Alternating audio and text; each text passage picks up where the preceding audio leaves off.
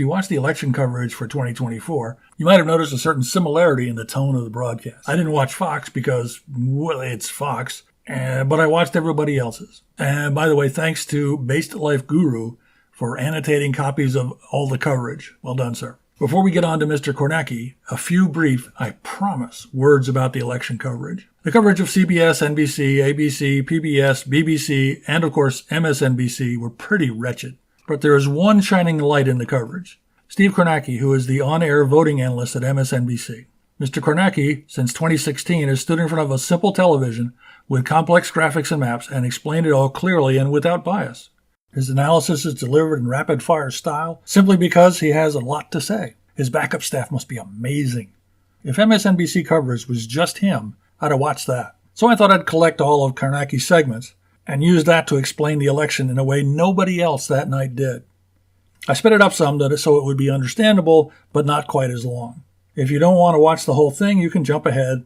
I won't mind. So now, with far too much ado, the great Steve Kornacki. By this new state law, every early vote from every county has to be reported out in the 7 to 8 o'clock hour. The early vote is more than 4 million votes. We know that. It's about 80% of all the votes. So we're just waiting. This could start lighting up any second if it goes to plan. While we wait for that, I do want to show you Florida, because Florida is a state that counts super fast. And while we don't think of Florida as that competitive tonight, one that we wanted to look at, and I wanted to flag, is right here. This is Osceola County. This is a biggie just south of Orlando. Why am I flagging this? Because this is one of 3 Hispanic majority counties in Florida, and this county has the highest concentration of Puerto Rican Americans of any county in Florida. 1/3 of the population in Osceola County is of Puerto Rican descent. So obviously, given the events in the campaign trail, we were very interested to see what plays out here. Now, here's the backdrop for it. Donald Trump has actually been doing much better in this county than Republicans have done in the past. Donald Trump lost this by 25 when he first ran. Look at this in 2020. We talked about his Hispanic voter growth in 2020. A 25-point deficit became a 14-point loss. This was one of his biggest leaps in Florida. What you're looking at here is even closer right now with the vote that we're looking at in Osceola. Now take this one step further. What we get in Florida in these initial batches is the early vote. It's the vote by mail combined with the early in-person vote. Usually in Florida, this initial number, it's 70% of the vote, is as good as it gets for a Democrat in any given county, because then they count the vote that was cast on election day. That's usually more Republican, and that actually increases the Republican share. So if that pattern holds, Donald Trump in one of the most heavily Hispanic counties in Florida here is poised to take another big step forward. And again, given the events of the last week, the fact that there's a large Puerto Rican population has made this of particular interest. We'll see, because there's the possibility here, these patterns we're used to where Republicans vote more on election day, maybe that blows up a little bit this year, but we're going to see. That's been the pattern. We wanted to keep an eye out for that county. Again, all eyes, though, on Georgia. I'm hoping to see some light up here. What they're doing in Georgia, just so you know, I said Florida is one of the quickest, most efficient vote counting states in the country. Of all the big states, it is the most efficient. What they're doing in Georgia is trying to replicate what they do in Florida. In Florida, the law is half an hour after poll close, all the early vote reported out. In Georgia, it's now 1 hour, all reported out. So you see how fast it starts coming in Florida. That's the aim of this law. First time it's been in effect here. That's the aim of this law in Georgia tonight. Look, we're about 5 minutes past 7, nothing yet. But again, if it goes to plan, we're going to get a lot fast here. Chris, just something to keep your eye on Florida. We expect a ton to come in here, and what's supposed to happen is all of the early vote. That includes vote by mail and in-person early voting that's been going on the last few weeks. All of that needs to be reported out by all of these counties in the first hour. So what we're seeing so far is it may be in some of these counties they're going to report that incrementally because it's varying what we're getting. But I'll tell you, I talked about, if you were watching earlier, what we call, or I call at least, the blue blob, which is the immediate Atlanta metro area. And 2 counties there, this is where Democrats are just trying to run up the score. Two counties here have substantial vote in right now. One of them right here is Douglas County. And you can see here, this is about 3/4 of the vote. And again, that is probably all of the early vote that was cast here. Now, to put this in some perspective, Harris basically beating Trump 2-1. This is one of these counties where the population's been growing. It's been diversifying, sort of an emerging suburb. It's now, the population's now about half black. It's a place Republicans used to win. Harris up 2-1 here. Last time around, Biden won this 62-37. He won by 25. Currently, Harris is about 32.5 up on Trump. The key question here, and this is going to be the key question in Georgia as we start to get these big batches around the state, what we expect from the past is that the rest of the vote in Douglas County is going to be more Republican friendly. It's going to be the election day vote, the people who went out and voted today. You remember from 2020, that was overwhelmingly Republican. We don't think it's going to be anywhere near as overwhelming. We still suspect it's going to be more Republican than Democratic, but we don't know that. So the key here is maybe put a pin in this. 3/4 of the vote in Douglas, and it's 66-33-6 Harris over Trump. When this gets up to 100, has this moved? How much has this moved? Because that is going to be the story sort of statewide. If Harris lands somewhere around here in Douglas, that's progress for her. That's what the Democrats want to be doing. They want to be squeezing more out of this big population dense immediate Atlanta metro area. Again, I'm just showing you how this county has evolved politically. Look at this. It was a battleground in 2012. Donald Trump came along, lost it by 10. Biden 25, now 32 for Harris. Democrats in all these counties, these 9 counties right around Atlanta, this is what they want. They want to keep driving that number up, keep running up the big margins there, because they've been suffering losses elsewhere in the state. So that is Douglas County. Take a look now. Again, this is part of that blue area we're talking about. This is Rockdale County. Geographically, this is small. It's very population dense here. And again, now Harris by about a little bit more than 50. This is all the early vote in Rockdale County. Put it in some perspective. Joe Biden won here by 41. Harris is leading by 51.5. The key question here as the rest of this comes in. Is this number receding back to 2020? That's where Republicans want it. Is it stabilizing here? Is it only falling back a tick? That's what Democrats want to have happen. Again, every one of these counties in the core Atlanta area, Democrats want the Harris number to be bigger than the Biden number. They need to squeeze as many votes as they can. And then,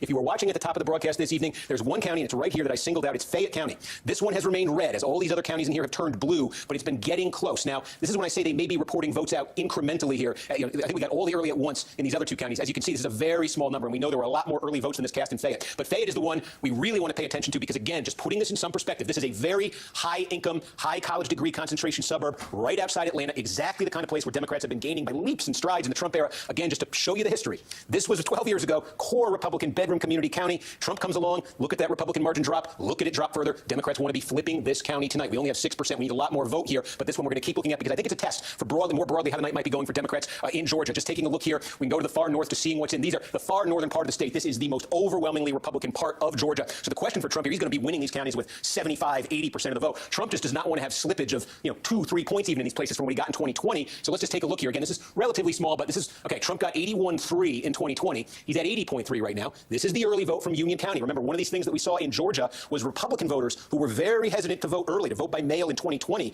really embraced early voting, especially in Georgia, just based on the numbers we were seeing from the early vote process. So look at all the early vote that came in from Union, very different from 4 years ago. And again, if the remaining 15 or so percent from Union is more Republican than what's come out, Trump could be hitting that number from 2020. Again, it's not close here, but every one of these counties, they add up. Trump wants to be maintaining the number he got in 2020 because if you multiply this, there's dozens of counties like this around the state. And if Trump's losing a point or two in all of them, that does start to add up statewide. So that's what we're going to be looking for in North Georgia. Sorry, I didn't mean to get ahead of the state there. Okay, with Gwinnett. Let's see what's happening in Gwinnett. This is over 1 million people in Gwinnett. This is like the most racially, ethnically diverse county in Georgia, one of them most in the country. Okay, it's only 1,000 votes. I thought I was setting up for a lot more there. But this is what I mean about it coming in incrementally. So sometimes you swing and you miss. But this is a big one to keep an eye on tonight. Fulton is the biggest in this area. Gwinnett is right behind it here, rapidly growing. You're talking about a third white, a third Hispanic, a quarter Hispanic, a quarter black, about 15% Asian American, very diverse, growing Democratic. So again, we're going to keep an eye here, see what else comes in, and I'll give a shout if we got some more. All right, so Georgia making good on its promise that it would produce a lot of vote very early. Let me just tell you one thing about Georgia. We're looking at Georgia vote right now because Georgia polls closed at 7. But as Joy was mentioning earlier, there are a number of precincts in Georgia where polls are still open because of a variety of reasons. There were a dozen precincts spread here. And again, you see a lot of the counties lit up right now. In a lot of these, as we were saying, it looks like they're going to do this early vote incrementally rather than in one big batch. So while you see a lot of counties colored in right here, this is the running total statewide. And again, the Democrats, you see Harris far back there, but the Democrats depend so much on this Atlanta metro area, and there's not a ton in from there, especially from Fulton County, the biggest. We already showed you Gwinnett. Democrats are counting on a lot out of there. There's only about 1,000 votes there. So where are we seeing substantial vote in Georgia right now? One place that we just got a lot from is Houston County, and this is a place that apparently released all of the early vote all at once. This is 80% of all the vote we're expecting out of Houston County. Now, this is sort of the mid-state region, and this is the kind of a county where Trump lost some significant ground in 2020. He still won it, but his margin was reduced in 2020.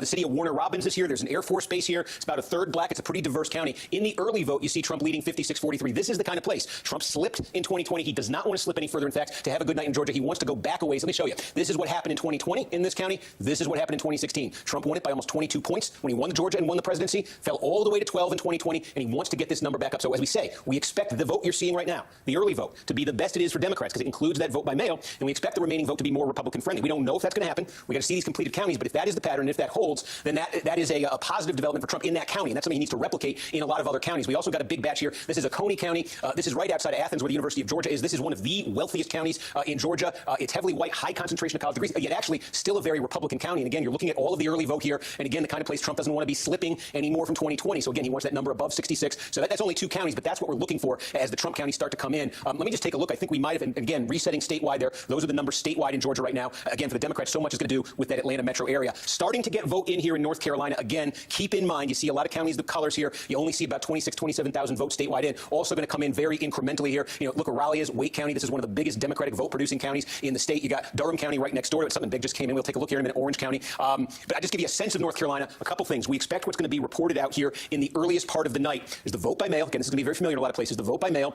and the early in-person vote. And that's the majority of all the vote in North Carolina is going to be those 2 methods. Again, we expect that to be a little bit more Democratic friendly on the whole than the same-day vote. We're going to see if that's how it plays out. But as we get big batches in these counties, we're looking at that pattern here where perhaps the Democrats do their best and then Trump with the election day vote is trying to come back. Just give you a sense here on the political geography of the state we're going to be following tonight. A couple things to keep in mind. There are some big core Democratic vote-producing areas where the name of the game for the Democrats is to run up the score. This I just mentioned is one of them. It's basically the triangle. You get state capital there, University of North Carolina in Orange County, Durham here, Duke University is there, large black population, also a large the white population there, a lot of concentration of college degrees. Democrats run up massive margins there. We're going to look at Mecklenburg County County. That's where Charlotte is. Democrats got a margin of 200,000 votes just out of Mecklenburg County in 2020. They want to grow that number there. Again, they just want to run up margins in places like this. A lot of attention on the flooding in the mountains of western North Carolina. Asheville in Buncombe County is the sort of one of two blue counties out in the mountains. It's the much bigger one, and Democrats actually depend on a pretty big plurality out of Asheville. There wasn't much indication in the early vote. There's a lot of talk about, whether Helene was going to drive down turnout. We didn't really see that in the early vote. We want to see if that matches up with the same day vote, but that's another place Democrats are depending on there for their votes. They're also going to depend on it here, Cumberland County, where Fayetteville is. So core Democratic areas, and we're also tonight going to be looking sort of in the eastern part of North Carolina. This could be key. These are a lot of rural counties and smaller counties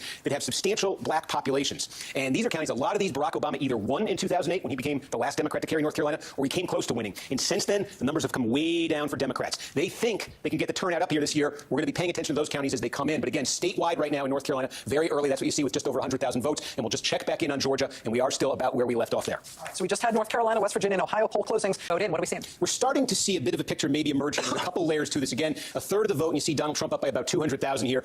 I say there's a few layers. The first I can tell you is this. One thing we were looking for here and are looking for in Georgia, I was describing it earlier, there's just a lot of very small rural counties that are going to be deep, deep red. And one of the questions coming into tonight was, would there be any slippage for Donald Trump in those counties, those core Republican Trump counties? Remember, he's trying to make up a deficit. He lost by about 12,000 votes last time. So we've got about 10 now completed of those rural, heavily Trump counties. We're talking about places where he's going to get 70, 75, 80% of the vote. In all 10 that have now been completed, Trump's vote share relative to 2020 has gone up between 1 and 3 points. So again, there's a lot more rural counties out there, but they start to add up. And when it's 10 for 10 so far, I'd say that's something the Trump campaign in that layer is looking for. Now, there are other layers to this. Let me take you to another one. We talk about for the Democrats, this core blue area in and immediately around Atlanta, and we're starting to get a lot more out of here. So let's say Fulton County, this is the biggest of the big. This is where Atlanta is, or most of Atlanta. It bleeds over into another county. But again, we've got the early vote, we think, here out of Fulton, or a lot of it. And here's Harris, and put this in some perspective. This is how Biden did in Fulton County in 2020. And again, like all of these Atlanta metro counties, the story here has been Democrats getting bigger and bigger margins election after election. They want that trend to continue tonight. They don't want it to stop. They don't ever want to recede from that number. And so with some same day vote here still to come in Fulton, we want to see how this develops, but they want to have the number Democrats do high. 71 is a very high number, and the margin's very big. They want to have it higher than 71. There's still votes to come, but we're keeping an eye on that.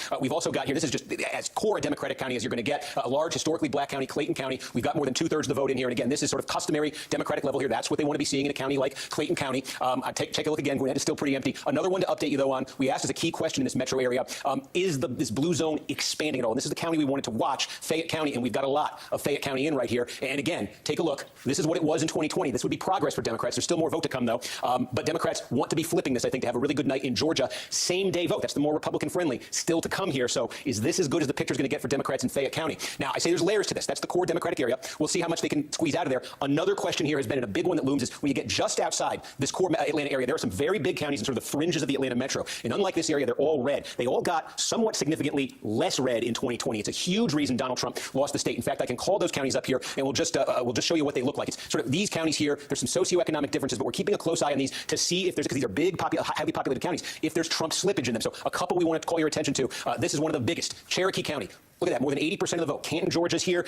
This is getting a little bit more diverse. About 2 decades ago, it would have been 90% white. Now it's about 75% white. The diversification of the Atlanta metro area is extending to sort of the exurban area. But again, the key here for Trump is this is what he fell to in 2020. This is still a great number, if you just looked at it. But relative to what Republicans are used to in Cherokee County, Trump took a big step back in 2020. His campaign wanted to claw some of that back. And again, with the same day vote to be tallied here in Cherokee, Trump is already almost a point above the 2020 number. And again, they want to see that number get a little bit higher here. But again, they want to be climbing, not falling back and climbing a little bit in a place like Cherokee County or next door. Steve, yep. Can I interrupt you just for a moment? We have a change in the... Again, want to see there if that Trump number comes out. All these counties in sort of the exurban area. Forsyth is another big one. And actually, you can see here a little bit less of the vote in, but Trump so far a little bit behind that number. That would be good news for Democrats if in a place like Forsyth, Trump is falling short of that number. And another key here just in Georgia that we're going to be watching, it's just slowly taking shape. Again, I will call these counties up sort of in a group on the screen so you can see them. In sort of south and in mid-state Georgia, there's a number of counties with large, they're rural counties with large African-American populations. And this is a place where Democrats think they can improve the turnout and either get better margins or cut into Republican margins in some of these counties. So again, a lot of incomplete here right now, but a couple with a significant vote that I can show you. One would be Baldwin County here, and almost all is in Baldwin County. Again, very small, but again, this is a place Joe Biden won it. Okay, it's about 45% black population in Baldwin County. Joe Biden won this one in 2020 with almost all the vote in now. Trump 3 points ahead of Harris here. It's only one small county, but we're looking to see if there's trends in these types of counties. Randolph County, another, about 2/3, and very, very small here. But again, this is what Joe Biden was able to do here in 2020. These are all counties like those small rural Trump ones I was taking you through. These are all counties that add up. So is there a trend? This is only 2, but that's a thing thing we're going to be looking for as the results come in and as this map fills in, is there a trend there? So again, 37% of the vote is in right now. That's what it looks like statewide. A big one that's empty here is Gwinnett. This is another huge one that's empty. This is DeKalb County, right outside Atlanta. In fact, some of it's inside the perimeter here. It's about half black. There's a large college-educated white population, very Democratic-friendly.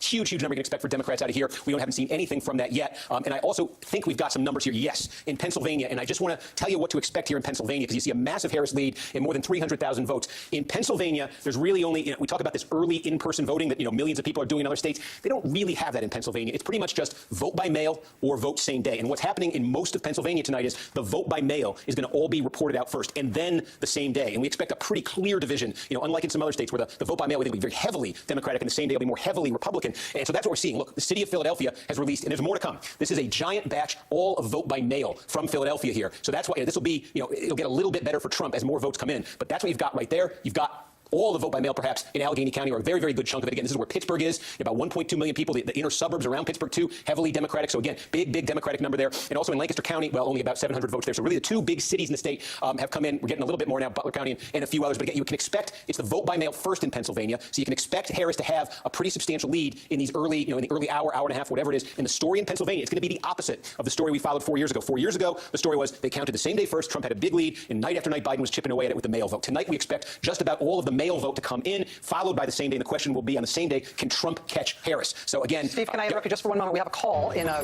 presidential race in the state of South Carolina. NBC News now projects that Donald Trump is the winner of the presidential contest in South Carolina. Back to you, Steve. Yep. I was just checking in on a couple others there. So Pennsylvania again, and I'm just seeing if anything else came in. Michigan, by the way, let's take a look here at Michigan, and we've got, look at this, two biggies. So this is, we set this up earlier. Oakland County, remember, this is gigantic suburbia, high income, high concentration of college degrees, right outside Detroit. Now, what you're getting here again in Michigan, they overhauled elections completely this time around. So for the first time in Michigan, they have early in-person voting. A lot of people taking advantage of that. There's also vote by mail, and I think what you're looking at, it's going to vary in Michigan tonight. Unlike some of these other states, there's not a lot of uniform rules here in terms of what sequence the vote's going to be reported out. But in Oakland, I suspect just based on this margin, you're looking at a lot of vote by mail, early vote here. But remember, we said at the start of the night, the test we're going to be applying all night, one of them is to compare Oakland County to its a neighbor to the east, Macomb County. Big blue-collar suburbia in Macomb, white-collar suburbia in Oakland. And the Democrats, what they're aiming for here in Oakland County, and look how big this is. 750,000 votes were cast here in 2020. Biden won this thing by 14 points. That's what Democrats want to be seeing again. This was a big jump for Biden, over 2016 for Clinton. Clinton had won it by single digits. Biden got it to 14. If Harris is in that ballpark tonight, if she's in that double digit or higher ballpark in Oakland, she's got to be feeling very good. Steve, I'm sorry, I have to interrupt you just one more time. Presumably the first of many more times. In North Carolina, in the governor's race, NBC News can now project that Josh Stein will be the Democratic governor of North Carolina. He was up against the very controversial. Finish Michigan, and then we're going to check in on North Carolina. In Michigan, again, 8 p.m., almost all the polls closed. The reason they don't officially close, there's a few counties, 4 of them in the far UP that are central time zone, but we're going to be getting this hour most of the rest of the state to some degree. Things quickly, just to keep an eye on as this map fills in. You see this is very little vote, but you see here Grand Rapids. This area of western Michigan, the Grand Rapids is sort of the anchor city of, is a traditionally Republican region that has moved pretty strongly against Trump. This has been a growth area for Democrats. This is an area where Trump has lost a lot of traditional Republican support. So the question in this county, this is Kent County. It's a biggie. Grand Rapids is a city of about 200,000 people. In 2020, Trump lost it by 6. Democrats would love to get that up to double digits, and they'd love to make further progress in this region. It's a lot of population here. Democrats see a lot of room for growth. Also up here, by the way, you see that's Grand Traverse County, where Traverse City, Michigan is. Both parties sent their candidates to Traverse City a couple times here. This part of Michigan, it's not as big population-wise, but it's very volatile politically. They sort of call this the cherry coast. Cherry farming is big up there. There's wine country. This is Leelanau County. It's one of the wealthiest in the state. Again, these are traditionally Republican counties where they've given way for Trump. And this is one of the counties, Grand Traverse City. Just a little bit of the vote is in right there. It's where Traverse City is. But that's one to watch tonight if it turns blue. Democrats would love to shift that one. So again, Michigan, it's early. Those are some of the things we're going to be looking for. And of course, Wayne County, Detroit, the inner suburbs there, cities like Dearborn, where the Gaza situation, we want to see if it has a bearing. All things we're going to watch as Michigan comes in. And we move to the Tar Heel State. Now about 10% in here in North Carolina. And again, you see that the Harris advantage. I'm just going to check in here. I haven't actually seen them, so I'm looking right now. Again, Wake County, this is Raleigh, state capital. This is one of the biggest single Democratic vote-producing counties in the state. Not much in. Democrats just want massive margins here. In Durham County here, Orange County, Chapel Hill, University of North Carolina, also important for Democrats. And there's not much here right now, but it's sort of, they call it the triad. This is where, Greensboro is in this county. You go over to Forsyth County. This is where Winston-Salem is. They're red now with almost no votes in, but these are core Democratic counties and should be. I want to see those take shape tonight. And I want to draw your attention to a county that I think is going to be very key to telling the story as it unfolds in North Carolina. It's this one right here. Don't pay attention. There's almost no vote, but Union County is massive. It is a big bedroom community suburb of Charlotte, Mecklenburg County, and it's still a very core Republican county. The banking industry is very big in the Charlotte area, sort of bedroom communities made by the banking industry. Maybe think of it that way. Just take a look, though, at Union County. Here's here's the trend. Again, the slippage for Trump. It's more dramatic in other suburbs around the country. Trump won here by more than 30 points in 2016. In 2020, Trump still won North Carolina, but his margin shrank. It's why Democrats think they got a shot here tonight. And this is a big reason why Trump's margin shrank in North Carolina. He just didn't squeeze as much out of these big core Republican suburbs. He won it, but it was 24 instead of 30. And I think that's a very good bellwether gauge tonight. As you see this county come in, is Trump falling short of that number again? Democrats would like to chip away, get that down to 60, 59, something like that. There's a number of big suburbs in the state. There are some of them, are outside Raleigh, where that's the story. It's a core Republican, but does it get a little bit less so? So again, statewide now in North Carolina, it's sort of scattered, as you can see, in these different counties. But statewide right now, 4 points. And again, we talk about this. Let's just take a look, because we've got some. Again, I'm checking these to see one thing that I'm looking for here. We've got Anson County has let's take a look and put this in some perspective here. Significant black population. It's one of the stories in North Carolina. The Democrats in counties with large black populations think they can improve the turnout, think they can improve Democratic margins in some cases, maybe flip some of them. So we do have 3/4. It's very small, but this is the kind of county we're going to be looking at. There's a lot of them in rural eastern North Carolina. Not much to show you right now, but with large black populations. Barack Obama was the last Democrat to carry North Carolina. He carried some of those counties. The Democrats have kind of fallen off dramatically in them. We want to see it's in this eastern North Carolina area here. We want to see as these fill in. Our Democrats taking strides forward there. They think they can with Kamala Harris as the nominee. They think they've improved their ground game. That'll be a test for it. So again, sitting there at about 9% statewide in North Carolina and returning to Georgia, where we now have about half of the vote in. And again, just going to take a quick look. I've struck out on this every time, but this is going to be very big when we get votes from Gwinnett. And we don't have many more from Gwinnett, but it's starting to take shape here again. That's that core Democratic area. Just see if we have any more from Fayette. I'm going to go back and take a look right here. But again, now almost half the vote in Georgia, and I think starting to see it a little bit in the way of patterns, just in terms of the rurals, at least in Georgia, Rachel. Thank you, Steve. We'll be checking back in with you. I should also coming in. Steve, what do we got? Yeah, and again, now a little bit more than 10% statewide. Heavily the vote by mail here. That's why you see such a massive Harris lead. Not just heavily vote by mail, but heavily Philadelphia and Pittsburgh area, Allegheny County. Those are the two biggest in the state. So I think why don't we just give you a sense here over the next couple hours as Pennsylvania starts to take shape, what we're going to be looking at, because this could be absolutely critical, obviously, when we start talking about road to 270 scenarios. So, first of all, for Democrats in Philadelphia, it's just a question of margin. Harris is going to win this very big, but let me just show you what happened in 2020. This is what it looked like, and this was a margin for Democrats. You could see Biden 603,000, Trump 132,000. That is a margin of about 470,000 votes for Democrats out of Philadelphia. I think one of the numbers to keep an eye on as Philadelphia and Pennsylvania comes in is, does that get up to, if that got to 500,000, maybe set that as a bit of a benchmark here. If Democrats can get that up to 500,000, I think they're going to be feeling very good about what they can do in Pennsylvania. Can they drive that number up? Because, while this is a big number for Democrats, this 81-18 victory for Biden over Trump, there was a little bit of slippage there. This is just the city of Philadelphia. A little bit of slippage there for Democrats, give it relative to what they used to get out of Philadelphia. It's because in 2020, in part, Trump made gains with Hispanic voters in Hispanic precincts and neighborhoods of Philadelphia. So that's one of the things to watch tonight. Democrats are getting a big margin, but how big? Is it going north of 470? Is it getting up to 5? Or does this tick down another point or two in either direction here? So we're going to be looking out of that in Philadelphia. The other big thing, look, the collar counties of Philadelphia, these four right here. It's Delaware County, Chester County, Montgomery County, and Bucks County. Take them in almost two sections here. Take these three together. Delaware County, where we do have a little bit of vote, can show you right now. Core Democratic county. This is a little bit more racially diverse. You see Biden won this by 26 points. It's just about running up the number for Democrats in Delaware County, as is the case in Chester County. Now, Chester County, again, this fits that profile we talk about. High concentration of college degrees, higher income. There's no county in Pennsylvania in the Trump era that has become more Democratic to the degree that Chester County has. So as you start to look at the results come in here tonight, it'll be a while. See what Biden got here, 58%. Maybe set a benchmark in your head of 60%. Can Harris break 60% in Chester? Because what's happening in Pennsylvania, and this is going to be a theme in the two other northern tier battleground states, what's happening in Pennsylvania is the Democratic base is geographically contracting. Trump came along in 2016, and he started to run up massive margins in rural areas of the state, rural blue-collar areas of the state. And what's happened is the Democratic base has become more geographically concentrated into cities and metro areas. Again, suburbs, places, as I say, keep saying it, but it's what the stats show, high concentrations of college degrees. So what the Democrats increasingly need to do is just focus on running up margins in those places that can offset the Trump gains elsewhere in the state. So that's what these three counties are all about. Bucks is a big one, about 450,000 people here. It's a little bit different. This is a true swing county here. How this one goes tonight could tell us a lot about how the state is going. It's just, it's more blue collar than these other collar counties. So we're going to be watching there. South Central, Pennsylvania, sort of this region in here, Harrisburg, Lancaster, York. This is actually an area. There are some Republican counties in here, but this is an area where Trump had some slippage. Cumberland County. This is an area where Trump had some slippage in 2020. A potential area of growth here for Democrats. We're going to keep an eye on this region. Western Pennsylvania. You see a lot of blue here again because it's vote by mail. These are almost all going to be red tonight. And this is, when I say Trump has been running up the score, these are the counties where he gets 65, 70, 75% of the vote all in this part of the state. And I think where the game may be won or lost in Pennsylvania is going to be northeast Pennsylvania. I think we showed you at the start of the night, but I'll go back to it again. Going to be paying a lot of attention to Lackawanna County, and we've got about a quarter of the vote in here. Again, this is the vote by mail, but here's the story in Lackawanna County where the city of Scranton is. This was pre-Trump a big Democratic bastion. Trump, look at that. He almost won this in 2016. What a shift. Democrats actually jumped up to close to a 10-point win here in 2020. Was that because Joe Biden and his Scranton ties? Was that because of something else, changing attitudes towards Trump perhaps? Big question here. And there's a lot of counties like this in Pennsylvania and Michigan and Wisconsin. Big question here is, can Trump get this back to 2016 levels, or really can he win this county? That's what he wants to be doing. And there's also a lot of these counties in this sort of this stretch of the state right here. You've got a lot of counties with substantial Hispanic populations. And that's the other thing that the Trump campaign has been talking about. Berks is where the city of Reading is. Reading is about 2/3 Hispanic, largest concentration of Hispanic voters anywhere in the state. Trump actually, he lost the city of Reading. He made gains there in 2020. He made gains in a lot of these small, mid-sized cities in Pennsylvania, sort of this part of the state right here, that have substantial Hispanic populations. His campaign is betting a lot on that being a trend that continues this election, and there being improvement for Trump in those small, mid-sized cities and the counties around them. So we're going to be paying attention to that as it comes in. So again, Democrats just need to get massive margins out of Philadelphia, Pittsburgh, and the suburbs right around them. And Trump needs to get back to his 2016 levels in the blue-collar parts of the state. Again, it's pretty much just vote by mail that you're seeing there in Pennsylvania. But as this takes shape, that's what we're going to be looking for. And just take a quick look back here at Georgia. We've been monitoring everything. I will tell you this. One thing I've been looking at, and this is the clearest thing yet in terms of completed counties, you're always looking to see when you have all the vote in a county and you compare it to the last election and you say, is there a trend? So one of the things, there's like 3 or 4 of these categories we're looking at, but one of them we've said is the rural counties in Georgia, the heavily Republican rural counties, and it's very consistent. We now have 15, maybe 20 of them that are basically complete right now. Very small, but in just about all of them, Trump is running a point to 3 points better than he did in 2020. And that was one of our questions in Georgia. Is Trump going to slip a couple of potentially critical points in his core parts of the state? So we are not seeing that there, but there's a lot more, obviously, we're going to be looking for as Georgia continues to come in. All right, as we continue to watch that vote come in, as Steve continues to park, we don't expect usually much that tells us anything from the earliest votes out of Indiana and Kentucky, but I understand that there might be something interesting that we're seeing early out of Indiana. Yeah, there is. I've been saying to folks before this, if in this 6 o'clock hour we get one county between Indiana and Kentucky that could be useful as a barometer for later,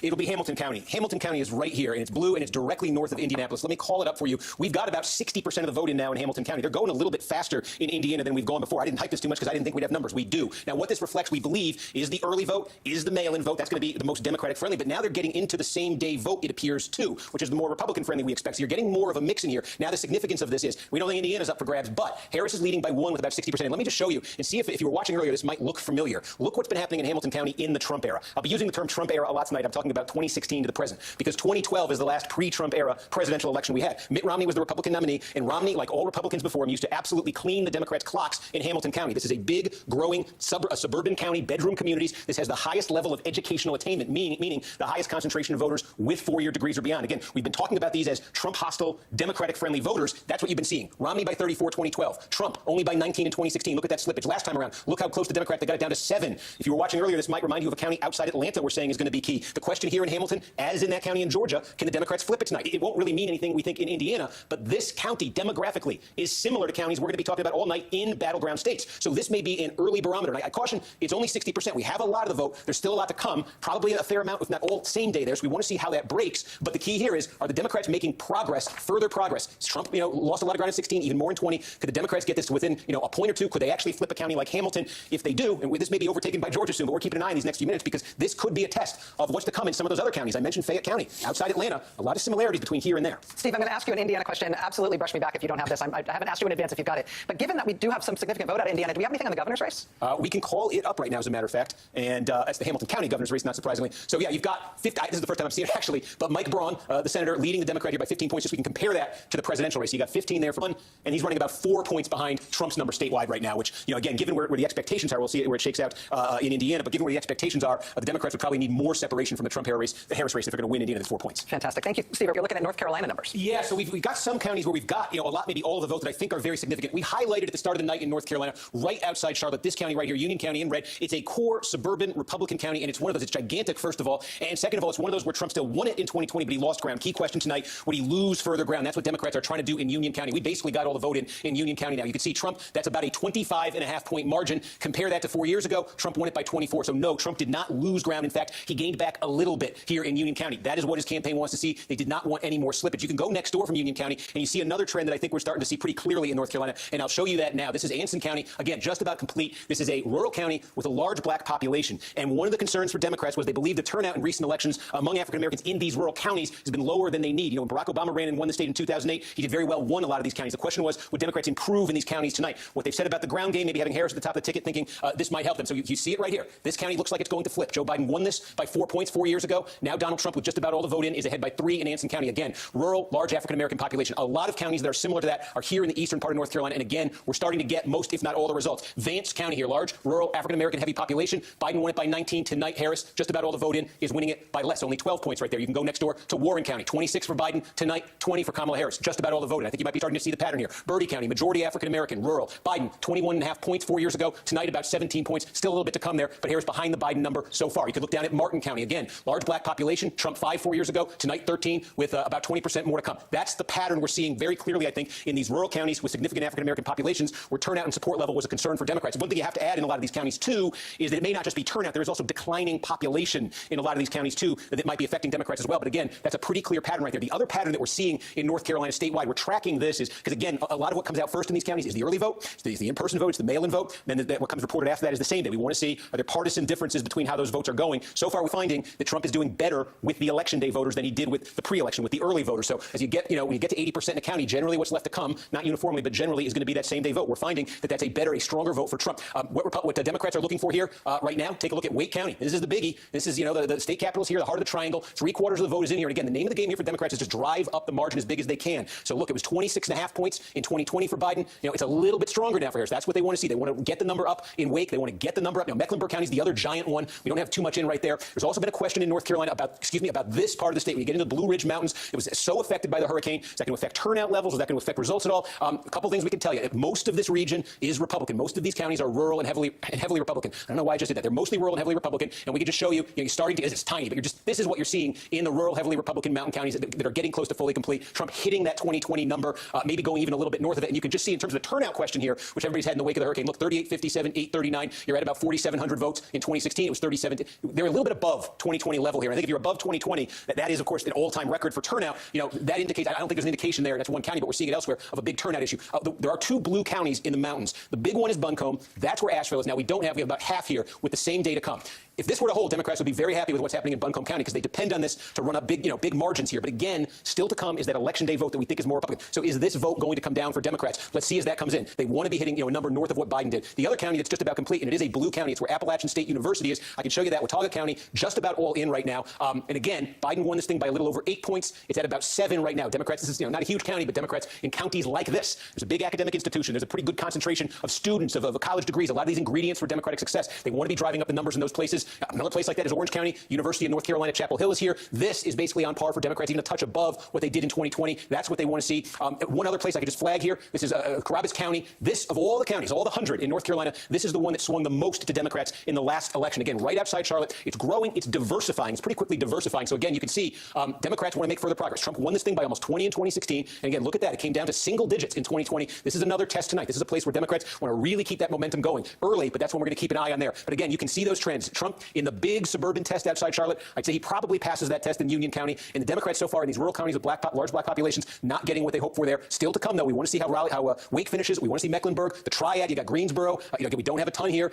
Greensboro, Forsyth County, where Winston-Salem is. So still a bit more to come there. And then Georgia, look, 70% in now. Trump continuing with an advantage here. It's about 243,000 votes. And we are getting a lot more clarity in the metro Atlanta area. A couple of things. We talked about this. Democrats wanting to improve margins here. That's what they need to do. Cobb County is a place, where it was a Republican stronghold not long ago, where Democrats are running up the score lately. You see what happened in 2020. Biden won here by 14 points. Currently, 78% of the vote is in. Harris, this is the early vote likely. Harris is winning here by 16. The concern for Democrats is the remaining vote, we suspect, is that election day vote, a little bit more Republican friendly. 16 would be a very good margin for Democrats in Cobb, but does that come down? If it falls below that 2020 level at all, that's very alarming for Democrats. Fulton County, again, we've got the early vote in here, and now some of the same day as well. Look at that. It looks exactly like it did in 2020. Wow. Democrats want to grow that a little more. Again, concern for them. It's a big blue county, but if what's still to come in Fulton is a little less blue, and that number slips below 2020, that's a trouble sign for Democrats. We flagged Fayette County early in the night. Would this one flip? If the blob, I call it the blue blob there, was going to expand, this is the place. It's not quite all in, but almost all in right now. You see Trump with a 2.5-point lead. Now, that is progress for Democrats from 2020. This was a 7-point race in 2020, so it's progress for Democrats. Will it be enough progress? Again, those other big, giant suburban counties, they're going to tell a lot of that story. We finally have a little bit in Gwinnett County. I just want to linger on this one for a minute because it's enormous. This county has over 1 million people. It has transformed demographically in the last generation. This used to be a staunchly Republican, heavily white county. It's now one of the most diverse in the country. Democrats, you can see Biden won here by 18 points in 2020. And again, the Democratic margin here, it's just been, look at this. In 2016, it was a single-digit race. It became almost 20 in 2020. Democrats want this over 20 tonight. Let's see. It's early there, but that's a key one just because of the size and because of the trajectory. So again, and we can also just take a look. I said these sort of exurban, fringe Atlanta metro counties that are red. The question here is, do they become less red? The biggest of them is Cherokee County, and we got almost all of Cherokee County now. This is where Canton, Georgia is, one of the wealthiest counties in the state of Georgia here.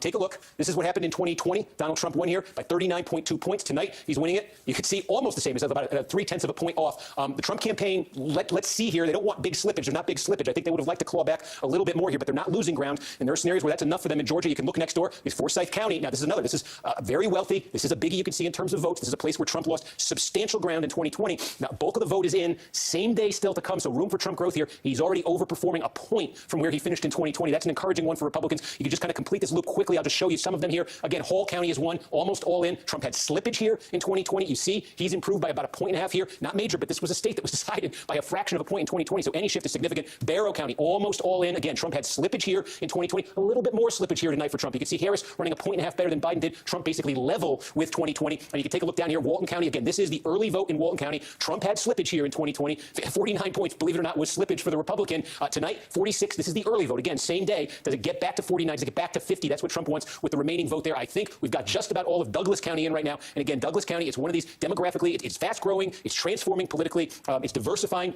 And you can see here, Democrats, it looks like in Douglas, have achieved what they want to do here. Biden won this thing by 25 points in 2020, just about all in. Now Harris has it north of 30 points. That is something Democrats want to see there.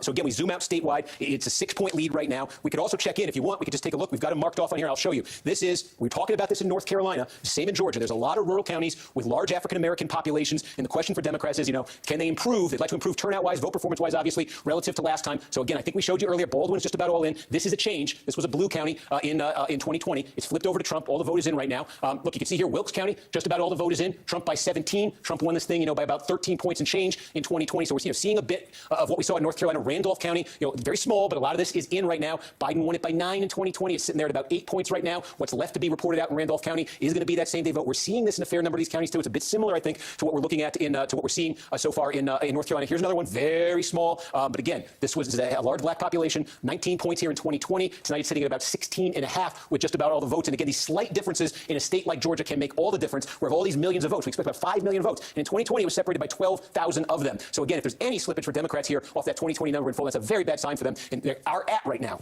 Harris is at 72.6. This is the biggest single county in Georgia. 72.6, 72.6. If this number starts dropping with the remaining vote, with that remaining same-day vote to come in, even though that looks like an enormous Democratic win, and by numbers it is, it may not be enormous enough. The Democrats don't want any slippage there. So we'll be paying close attention to that one too, Rachel, as we get more from Georgia. All right, Steve, we've got a few updates since we have last. Yeah, and again, the story in Pennsylvania is we say most of the state is going to be Democrats putting up giant numbers in these counties, and then Trump, that's with the mail vote, and then Trump with the same-day vote trying to chip away at that and reverse it. Now, this one we flagged at the start of the night, so I want to check in on Lackawanna County, where Scranton is. This is one of the most complete counties. It is not complete yet, but it's one of the most complete we have so far in Pennsylvania. About 80% of the vote is in right here, and this is following exactly that pattern. The mail vote was reported out quickly here. Harris had a gigantic lead with that, and with every update since of the Election Day vote, Trump has been chipping away at it, and you're at 80% right now in, so more to come. And again, this is a key county, I think, once we get full results here to understand where this might be going, because this is what we're looking at. In 2016, Donald Trump, this was a huge gain for Republicans. They used to get absolutely flattened here. Donald Trump only lost this county by 3 points and change. In 2020, Joe Biden, Scranton native, got it up to almost 10. And the question is, this is winning for Democrats statewide. This or anything less than that gets very shaky for Democrats statewide. So where tonight is this going to land? Right now, if you froze the election here and you said that's it, Democrats would be thrilled with this number out of Lackawanna County. We need to see, though, with that remaining 20%, if it continues to come down and it ends up looking more like this or even closer than that. But that's the most complete we have right now of a big, substantial county in Pennsylvania, and that's what we're looking at there. And again, just a couple other things to flag. We don't have much. Erie County, we'll keep an eye on it because there's only 2 counties in Pennsylvania that actually swung between 16 and 22 counties that went for Trump in 16 and then flipped to Biden in 2020. Erie County is one of them. We basically have no vote from there, but that's a bellwether county we want to be following as it comes in. And the other one is on the eastern side of the state here. This is Northampton County. Now we got about a quarter of the vote in here. A lot of this you can just see here. This is what it led to, the mail-in vote. You see Joe Biden won this thing narrowly in 2020. This was a flip. And again, this is the question now as the remaining vote starts to get tallied up and come in. Can Donald Trump get back to that number and beyond it? Can he flip this county? These are potentially bellwethers in Pennsylvania. By the way, Wisconsin, we started to get some results here out of Wisconsin too. And I just want to show you, we said at the start of the night, bow. The bow counties, Brown, Outagamie, Winnebago, blue-collar counties, Green Bay, Appleton, Oshkosh. These are areas where Donald Trump lost some ground in 2020, still won them, wants to win it back. And wow, that's Washington, Waukesha, and Ozaukee. These are core Republican suburbs where the Democrats have been gaining. Are the Democrats gaining more? So we do have now nearly 40% of the voting in the biggest of the wow counties. This is Waukesha County. And just to put this in some perspective, this was a bad showing for Republicans. Trump won Waukesha in 2020 by 21 points. But look, in 2016, Trump won it by 27. Go back to Mitt Romney, it was more than 2-1 Republican. This was bad. This is one of the reasons why Donald Trump lost in Wisconsin 4 years ago. Now, the way the vote is coming out in Wisconsin tonight, is the absentee vote. We may get absentee vote a little bit later from some of these counties. It's done at the municipal level, but there could be opportunities here for Harris to grow the support. This is not like Pennsylvania, where this is just all Republican gains later on. So we want to keep an eye on here because the Democrats want to get Harris over 40% in Waukesha. They want to keep making gains here. And so with 40% in, you're at about the 2020 level. And this is the other one. Ozaukee County, of all the counties in Wisconsin, this one has the second highest level of educational attainment. That is, people with college degrees. Democrats have been doing much better with this demographic. This showing for Joe Biden in Ozaukee County in 2016, I don't know why it's that, 2020, this showing for Joe Biden, he lost by 12 points, was the best showing for a Democrat in this county since Lyndon Johnson in 1964. So this is one tonight where you want to see if Harris is further improving on this, getting this down, into single digits, 5, 7, 8 points, something like that. So far, a little bit more than a quarter of the vote in. This would be a very good number for Democrats out of Ozaukee County. These suburbs right outside Milwaukee used to win Wisconsin for Republicans. Democrats have been eroding that support for Republicans. If they can do more, that's big for them tonight. And then there's this. About a third is in now in Dane County, and this is the mother lode of votes for Democrats. It has become this way in Wisconsin. It used to be that the Democratic coalition was very spread out in the state. Democrats could win dozens of rural counties with blue-collar populations. Trump came along. He's gobbled just about all of those up. So the Democrats are increasingly dependent on just running up the score. This is a massive county, Madison State Capital, University of Wisconsin, high-density suburbs here. And here's the thing in Dane County, every election this century, Democrats have gotten a bigger and bigger margin out of here. This is where it landed in 2020. It's not just the margin, Biden winning this by more than 50 points. It's this. Biden, 260,000, Trump, 78,000. That's a margin of nearly 182,000 votes for Democrats out of this county. And again, if you went back to the turn of the century, Democrats were winning here by about 50,000 votes. Every 04, 08, 12, 16, 20, it gets bigger and bigger and bigger. Democrats want to get even more out of this tonight because, again, they're taking such hits in the rural areas of the state. Can they get this thing up to 195? Could they ever get this to 200,000 votes? Every time you think they've gotten the most they possibly can out of Dane, they get more. They're probably going to need more tonight. So, again, a third of the vote in there right now. Let's see that one as it starts to develop. But seeing that in Wisconsin overall now, again, 10% or so in statewide, 13% now, and that's what you got in Wisconsin. Steve, I see you've got Pennsylvania up there on your board now. What are you watching coming in? Yeah, and again, it's kind of coming in incrementally. So a lot of these counties, as I said, there's this big division between the vote by mail on the same day, and it's kind of unclear in a lot of these counties. We just don't have enough to say. But one county where we're getting real close, and I think it's going to be a very big indicator here, we've talked about this, is Lackawanna County, where Scranton is, and now 90% of the vote is in. And we were looking at this a few minutes ago, and we were saying again that we expected Trump to close, to cut into the lead that Harris had. It was at about 6.5, 7 before. Now with 90%, and you can see he's cut it a little bit. It's down to 5 points. And remember what we're looking for in Lackawanna County. There's two very different ways this has played out in the last two elections. In 2016, Donald Trump got close to only about 3 points behind here. He won the state of Pennsylvania. In 2020, Democrats with Joe Biden came in and won this by more than 8 points. Biden won the state. So we were saying at the start of the night, Trump wants this number. Democrats want that number. Right now, it's sitting right in between them. It's sitting at 5. So there's still some same day to come in. Let's see this remaining 10%, what that does to this margin. Again, the same day seems to be favoring Trump. How much is it going to favor Trump? Is it going to bring it down back to this level completely? Is it going to stabilize? But that's the most complete county we have in Pennsylvania right now. And I think we said at the start of the night, it's a very key one because this region where Scranton is, where Lackawanna County is, this is very contested political terrain. I can just show you some of the other counties here. Luzerne County, this is where Wilkes-Barre is. This is also where the city of Hazleton is. Hazleton is a majority Hispanic city. Donald Trump actually won Hazleton in 2020. Again, Trump campaign thinks he can make more gains with Hispanic voters. If they do, you'll see it here. About half the vote is in Luzerne County. And again, the same day is what's still to come here. So Trump's leading by 8 points now.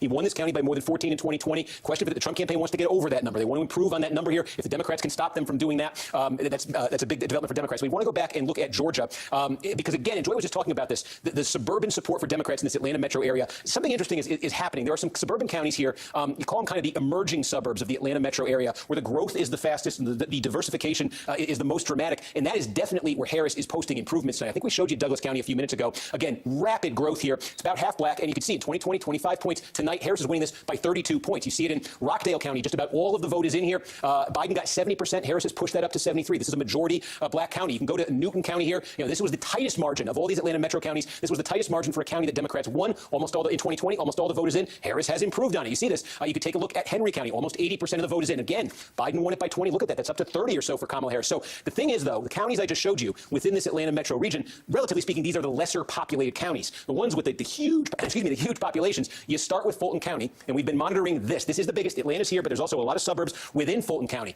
This is key for Democrats because of the sheer size of Fulton County. A drop of a couple points here would more than offset the gains that I just showed you in those other counties. 80% counted in Fulton County, and now you see Biden 72.6 in 2020. Harris has fallen a tick below that. Meanwhile, Trump 26.2 here in 2020 is a tick above his 2020 number. The concerning thing for Democrats here in massive Fulton County is with only 80% counted, there is still a significant, obviously, amount of same-day vote to come in. And you just saw, if you were watching earlier, this has gotten a little bit tighter. The Democrats have dropped a little bit since the last time we looked at this. That's because more same-day came in, and Harris fell below that Biden number. There's room for her to drop further here. And again, just 1-2 points in Fulton County offsets a lot of the good Democrats might have done themselves in those other counties I just showed you. So see what happens there. We also have, look at this, Cobb County, we also have, look at this, getting close in Cobb Cobb County again. Take a look at 2020 here. Joe Biden won this by 14 points. Now, right now, it's basically a 15-point margin. This is another one where that margin for Democrats was bigger earlier. It's come down as more same day has come in. And Cobb is a massive, massive county. Again, it's much bigger than any of those others that I just showed you. 82%, more same day to come. That's concerning for Democrats if it starts dropping below that. And then Gwinnett County, this is the one that's been the slow one here in the region tonight. We're still where we were. So there's sort of a division here we're seeing between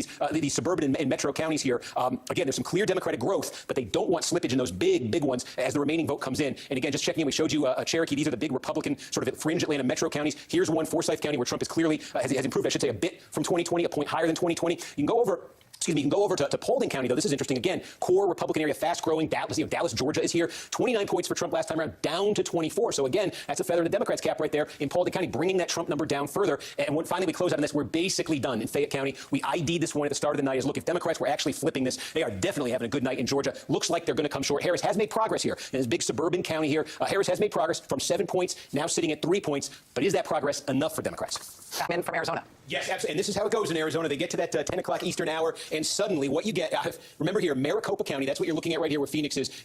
More than 60% of the vote in the entire state is in here, and Maricopa County all at once releases this, more than half of its vote. Now, let me tell you what you're looking at here, because if you remember from 2020, the story in Maricopa and in Arizona is very distinct buckets of votes that come in at different times and that have very different looks in terms of which party they favor. What you get first, and what you're looking at in Maricopa County, this is all of the in-person early vote, and this is all of the absentee, the mail-in vote that was received by last Friday. So that is what you get first here. That's what you're looking at. What will then happen in Maricopa County over the next few hours is they will count up the same day vote, the folks who went and voted today. That's typically a Republican-friendly batch of voters. So you'll see in the next few hours, these numbers change, and then you'll have the majority of the vote in Maricopa County will be in. And then we will wait, because every night now, going through the week, they're going to work through the rest of that vote by mail, the stuff that came in on Saturday, on Sunday, but stuff that was dropped off today. There's still a lot of that to come. But as a starting point, if you compare this to 2020, when this number came out in 2020, Joe Biden had a high single-digit advantage over Harris in that initial batch in Maricopa County. If you remember, the story in 2020 all week was Trump trying to play comeback in Arizona. This is his starting point now in Maricopa. Also, the other big population center in Arizona, this is Pima County, where Tucson is. This is the more Democratic of the two big counties here. Again, basically the same deal. You've got this initial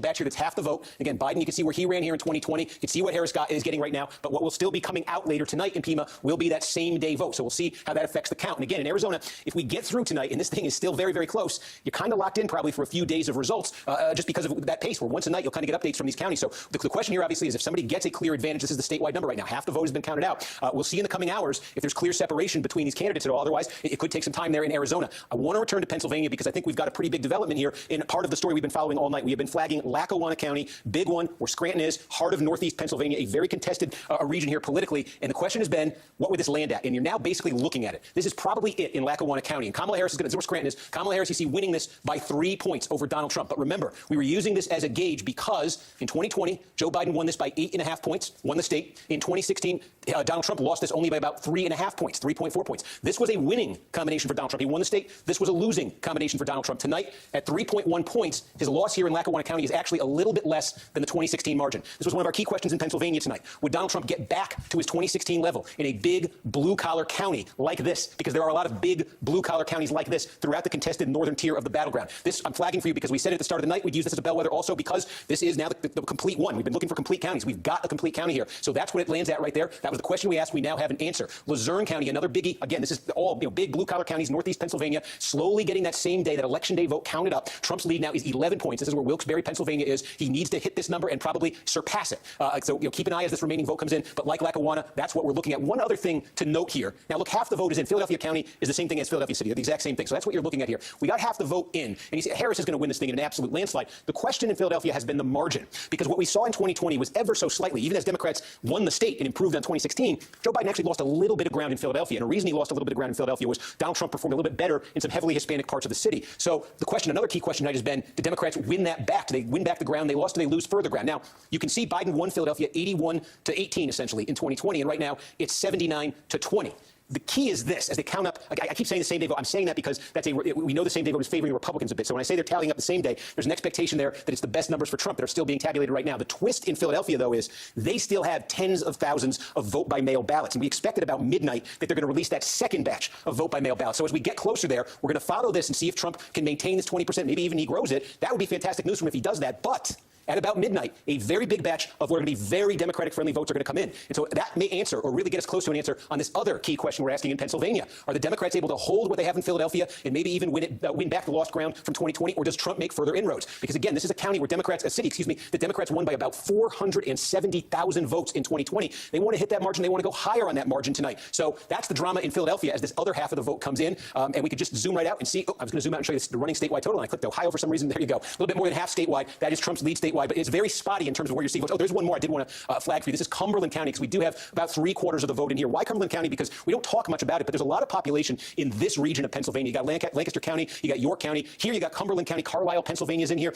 This is actually, you see red right now, this has been a growth area for Democrats. There's a lot of fast-growing suburbs in here. Again, demographically very conducive to the Democratic coalition, right across the river from Harrisburg, Pennsylvania. So Democrats made gains here in 2020. This was actually a very good performance for Joe Biden. Now you see with almost 3/4 of the vote in, Trump's a little bit short of that number. That was a bad number for him, and he's a little bit short of it now. But this is the thing to look for. With all of this remaining election day vote still to be counted, we just saw this happen in Lackawanna County. Is that going to happen in Cumberland County? Is Trump going to gain enough that he hits that number and surpasses that 2020 number? This is the kind of place where his campaign needs to win back ground that they lost in 2020. This is a big part of why, or a significant part of why Trump lost Pennsylvania in 2020. So we're going to follow that as it continues to come in. And I can also note Butler County. This is red. Obviously, it was heavily in the news this summer with that Trump rally. Believe it or not, Butler County in the Trump era, which started in 2016, while it's still deeply red, has actually gotten less red. This has been a bit of a growth area. Suburbs right outside Pittsburgh, some rural areas too. The Democrats actually, I'll just show you, I put it up on the screen here. This was actually a bit disappointing for Trump in 2020. Just go back here and you take a look. He won it by 37 points in 2016, only 32 in 2020. This is a place where Democrats would like to make more gains. Right now, it's basically exactly where it landed in 2020. And again, there's not a ton, but there's more of that same day vote to come. And this is, again, the kind of place where the Trump campaign's goal coming into tonight would be to stop those losses that they were suffering, to stop that decline, and maybe gain some ground back. So with most, not all the vote in Butler County, it doesn't look like they're going to fall back any farther. Just check in too on Allegheny County. There's more than 1 million people in Allegheny County. You think of the city of Pittsburgh, there's also just a ton of inner suburbs there. 3/4 of the vote in Allegheny. We'll just show you where this landed in 2020. And again, this is one of the few counties in Pennsylvania that's gotten more Democratic in the Trump era. But it's huge, as we just say. So 60% is basically where Biden landed in Allegheny County in 2020, with about 3/4 of the vote in. If you remember at the start of the night, we had all of that mail that was dropped in Allegheny County. Trump's been trying to chip away at that sense. We got to see with this remaining 25% of the vote if he can get back to that 2020 level here. Democrats really want to grow this. The other question we're going to try to get an answer on here too is if there is remaining vote by mail in Allegheny County, because we say that's the wild card in Philadelphia now. We just check on that in Allegheny County and in Pittsburgh. But these are places where Democrats just depend on big margins, and where Harris is going to need even bigger margins, by a few points to offset potentially, like for instance what Trump just did in Allegheny County. In Lackawanna County, excuse me. All right, Steve, we'll be back with you. We've got a few projections that we've got to catch up with. There is a projection to 83% of the vote statewide now counted, and Trump with a 3-point advantage here. It's about 135,000 votes. Again, I think we're seeing some clear things we've taken you through, and they're being reinforced the more we look at here. We talked about the rural counties with large black populations where Democrats wanted to run up turnout and make some gains. That has not happened. You take a look at some of these big, well-populated, still Republican suburbs where Trump has had some slippage, where Democrats would need further slippage. We've singled out Union County before. Trump has actually gained ground in Union County. This is a gigantic one just outside of Charlotte. He's actually gained ground there relative to 2020 when this was a big reason the state got as close as it did. Another county that fits the bill here is Johnston County. Again, just very similar to Union County, just outside of Wake County. And again, it's not massive, but Trump doing a point better than he did. Harris doing a point worse than she did. Look, North Carolina is a state that is typically decided within the margins here. The Republicans have been winning it since 2008, not in landslide margins. So when you have a 1-point swing towards Trump and a 1-point swing away from the Democrats, and you keep seeing that all over the place, boy, that really does start to add up. Even in a place here, 3/4 of the vote in Guilford County, where Greensboro is. This is part of the triad. This is one of the big Democratic vote-producing counties. But again, Biden was over 60% of the vote here, at nearly 61% of the vote in 2020. What's still to come in Guilford County is that Republican favoring same-day vote. So you're really starting to see this lead that Trump has right here. The ingredients that are going into it are the ingredients he needed coming into the night. We'll just check in there. Coming into the night to have a good night in North Carolina, take a trip down to Georgia. 86% of the vote counted now. Trump's margin over 153,000 votes. Remember, he lost this by about 12,000 last time around. We've been keeping an eye on Fulton County. Democrats need gains there. They can't afford any slippage. The same-day votes counted up here, being counted up here. And now you can see it. Harris has fallen more than a point below where Biden finished in 2020. Trump's improved by more than a point here. A county this size, well over 1 million people here. That is a significant shift there. And with more same day to come, that may get even worse for Democrats right there. You can take a look at Douglas County. We have Cobb County. Again, we still have vote to come in here, but Harris now basically falling back to Biden's level, the potential to slip even further there. Up here, again, I won't take you through the individual counties, but in North Georgia, this is just the overwhelming Republican part of the state, and this story is being repeated in county after county. Trump is performing better. He won these things by 75 points or so in 2020. He's performing even better in these counties. So look, just zoom out here and look at the implications of this potentially if this continues with the votes that are still to come in Georgia. North Carolina. I say this as a very, very big if here, but if you just play this out to let you know about the implications here. If Trump gets Georgia, and if Trump gets North Carolina, okay, and there's no other surprises outside of the battlegrounds, and we already saw Iowa called. That was one of the potential surprises people were thinking about. With those two states, Trump would move probably to 251 expected electoral votes. And how many electoral votes are in Pennsylvania? The answer is 19. So if in the remaining votes in North Carolina and Georgia, Donald Trump is able to lock down victories in those states, I say if, but based on what I'm showing you, there's reason for hope for the Trump folks that could happen. If Trump wins those two states, he'd be at probably 251, and likely in that scenario, if he could get Pennsylvania, that would get him to 270. Now, Pennsylvania, still a scramble here. 57% of the vote is in. Just check in here on Luzerne County. We continue to get more vote out of here. This is one of the key bellwethers we're using because this is Northeast Pennsylvania. Boy, there's a ton of vote in here, and this is the area the Trump campaign said they're going to improve on 2020 here. Again, 2/3 of the vote in now. Trump is ticking up closer to that 2020 level here, so keep an eye on that and the rest of the state. But Pennsylvania, just given what we're seeing in Georgia and North Carolina, increasingly taking center stage right here as one that the Harris campaign has always wanted, felt they needed. If Trump gets Georgia and Trump gets North Carolina, then Pennsylvania becomes an absolute must for Democrats. Steve, we've got a projection to make. NBC News is making a projection in the presidential race. Vote come in.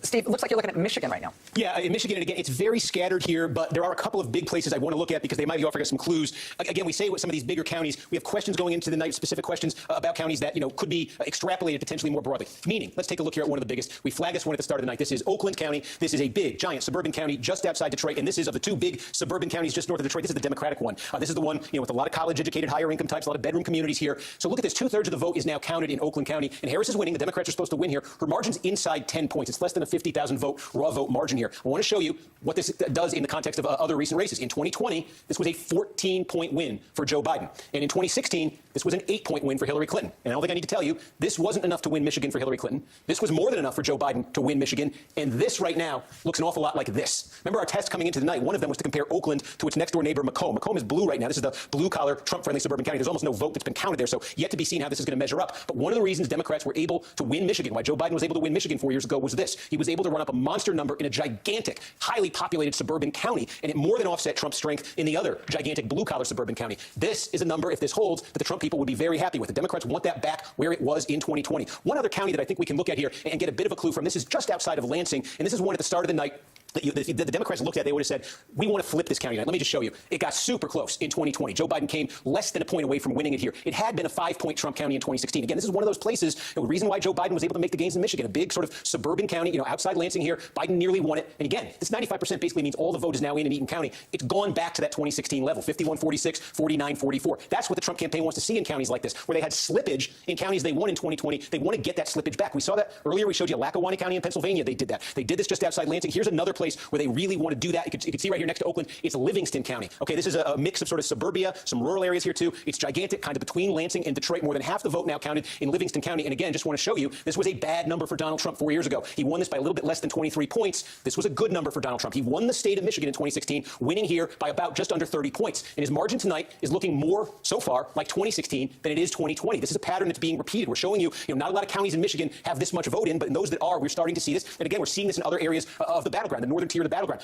Pennsylvania, we had some more that just came in, almost completely here. It can take you through them. You can start right here, Berks County. Okay, this is where Reading is. One of the things we talked about, Reading has the highest concentration of Hispanic residents of any city in Pennsylvania. The Trump campaign said, we are going to make gains with Hispanic voters. The national exit poll is showing Trump making substantial gains with Hispanic voters tonight. I've seen counties way outside the battleground with large Hispanic populations where Donald Trump has made dramatic gains tonight. Some in Virginia, Hudson County, New Jersey is another. And here in Berks County, again, with one of the larger Hispanic populations in Pennsylvania, here's Trump with just about, basically the vote here, winning it by 13. Look at that. 4 years ago, he won it by 8. This is exactly what the Trump campaign said it was going to do in a place like Burke County. It was going to take that and it was going to make it double digits. They've made it double digits in Burke County. We check in on Luzerne County, and again, we've been talking about this one. As that same day vote comes in, this is Wilkes-Barre, this is Hazleton, another county with a substantial Hispanic population, one of the highest in Pennsylvania. Now Trump has hit his 2020 number there, and he's got a long way to go here. All that vote that's still to come in, we expect to be election day vote. The pattern, the trend is pretty clear here. So again, you're seeing Trump in good position in one of those big counties, densely populated counties in northeast Pennsylvania. Take a look down here at Cumberland County. We talked about this one a little while ago. This was a big hope for Democrats in Pennsylvania coming into tonight. Again, 95% means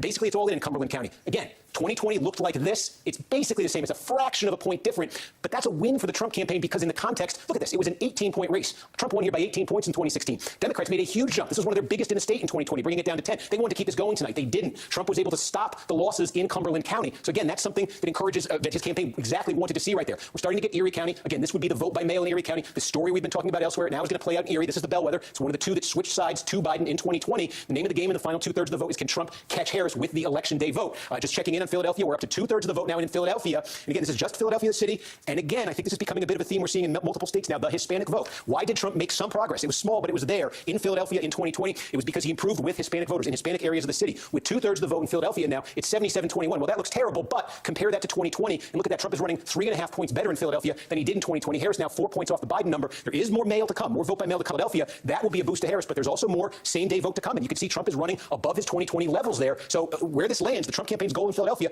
was basically get that Biden number under 80%. So far, they're on course to do that. There's the wild card of the mail there that adds a lot of volatility to this. But again, you're starting to, as these counties fill in, you're starting to see some patterns, and patterns you're not just seeing in one state, you're seeing them in multiple states right now. Steve, thank you. We've got a few calls to give you. And we can tell you about one. We've been following North Carolina, where statewide you can see 85% of the vote now in Donald Trump maintaining that lead in the neighborhood of 150,000 votes. The big thing that just happened is we have been talking about the giant, city, core city counties where Democrats need the big margins. We've been waiting all night on Mecklenburg County. This is where the city of Charlotte is. Now we've got almost all of Mecklenburg County has now been reported out. Harris, no surprise, landslide margin here, but this is short of where Joe Biden was here 4 years ago. Joe Biden won Mecklenburg by 35. Right now it's 32.5. And again, this number, Biden lost North Carolina narrowly, but he lost it 4 years ago. The name of the game for Democrats was to make a jump here tonight. You can look at do it in the raw vote, and you'll really see it. 378,000. That's the number of votes Joe Biden got here in 2020. 179,000 Trump. That is essentially a 200,000 vote margin that Democrats got out of Mecklenburg County 4 years ago. Not quite enough to win the state, but the name of the game for them tonight was build on that. Drive that over 200,000. With 90% in, there's still some votes to come in, so this is going to change, but you can see clearly the difference here. It's sitting at less than 175,000. So instead of going north of 200,000, it is on pace to finish south of where they were 4 years ago. So that's a significant development. Democrats looking at North Carolina all night have wanted something giant to come out of Mecklenburg. We just basically got Mecklenburg. That's what it is. The other one that I think is notable, we don't quite have all of it, but in Wisconsin, again, nearing 60% of the vote in statewide, razor thin.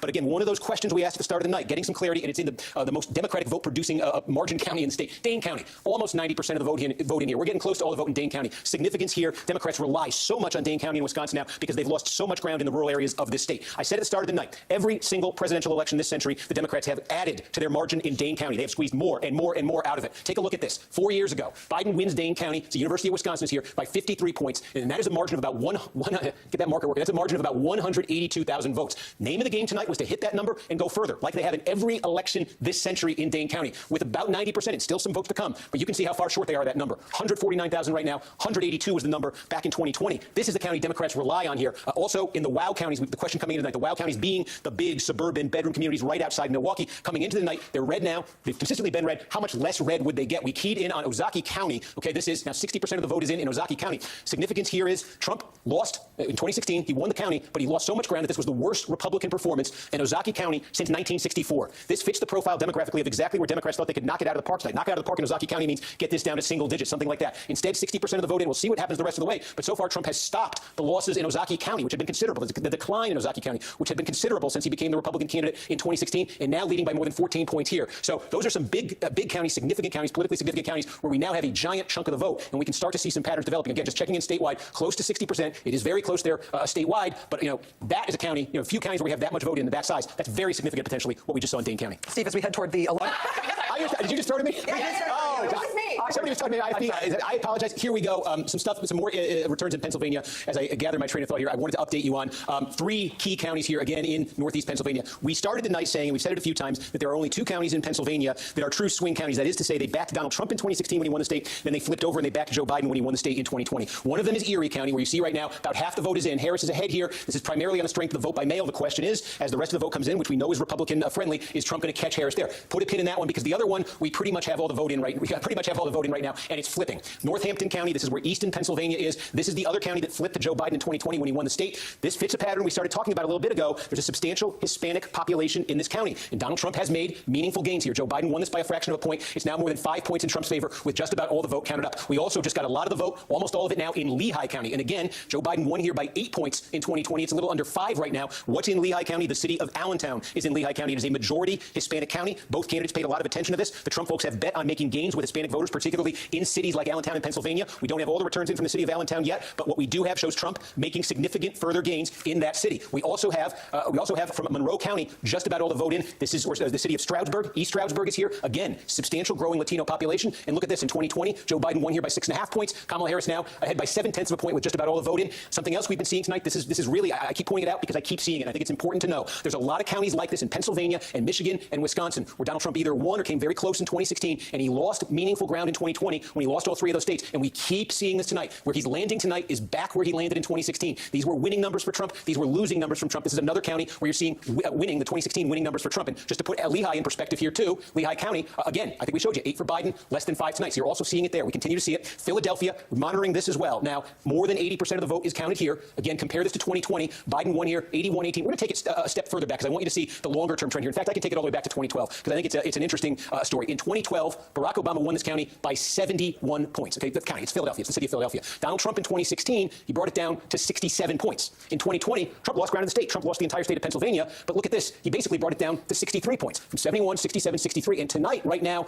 this is down to 56 points. From 71 in 2012 down to 56. Again, what are we seeing here? What we saw in 2020, the Hispanic precincts of Philadelphia, we saw meaningful improvement for Donald Trump. We're not talking about 10, 20, 30 points here. We're talking about enough, though, to bring 67-point gap down to 63. And tonight, currently 56. The margin for Kamala Harris in Philadelphia right now is just about 300,000 votes. Democrats would love to see that land tonight at 500,000. Boy, they got a long way to go to get there. The one thing Democrats have to hope for in Philadelphia right now is there's a large number of vote-by-mail ballots that are going to be released. Looking at my clock here, we think in the next 45 minutes or so. That should boost the Harris number in Philadelphia. That should boost the margin there. But she needs to get that back at least to where Joe Biden was 4 years ago. She needs to get that margin way up. I'm just going to take a quick look through the collar counties here because I think we're starting to get some meaningful vote. Again, these collar counties, especially Delaware, Chester, and Montgomery County, have become big, core Democratic vote-producing counties. Delaware County is the most Democratic of these three, and you can see it was 63-36 here in 2020. The name of the game in all these counties, Democrats want to be landing north of the Joe Biden number from 2020. They're on the Joe Biden number in Delaware County right now. Take a look out in Chester County. Again, this is where Democrats, I said at the start of the night, they want to land over 60% in Chester County. 59-8 for Harris right now,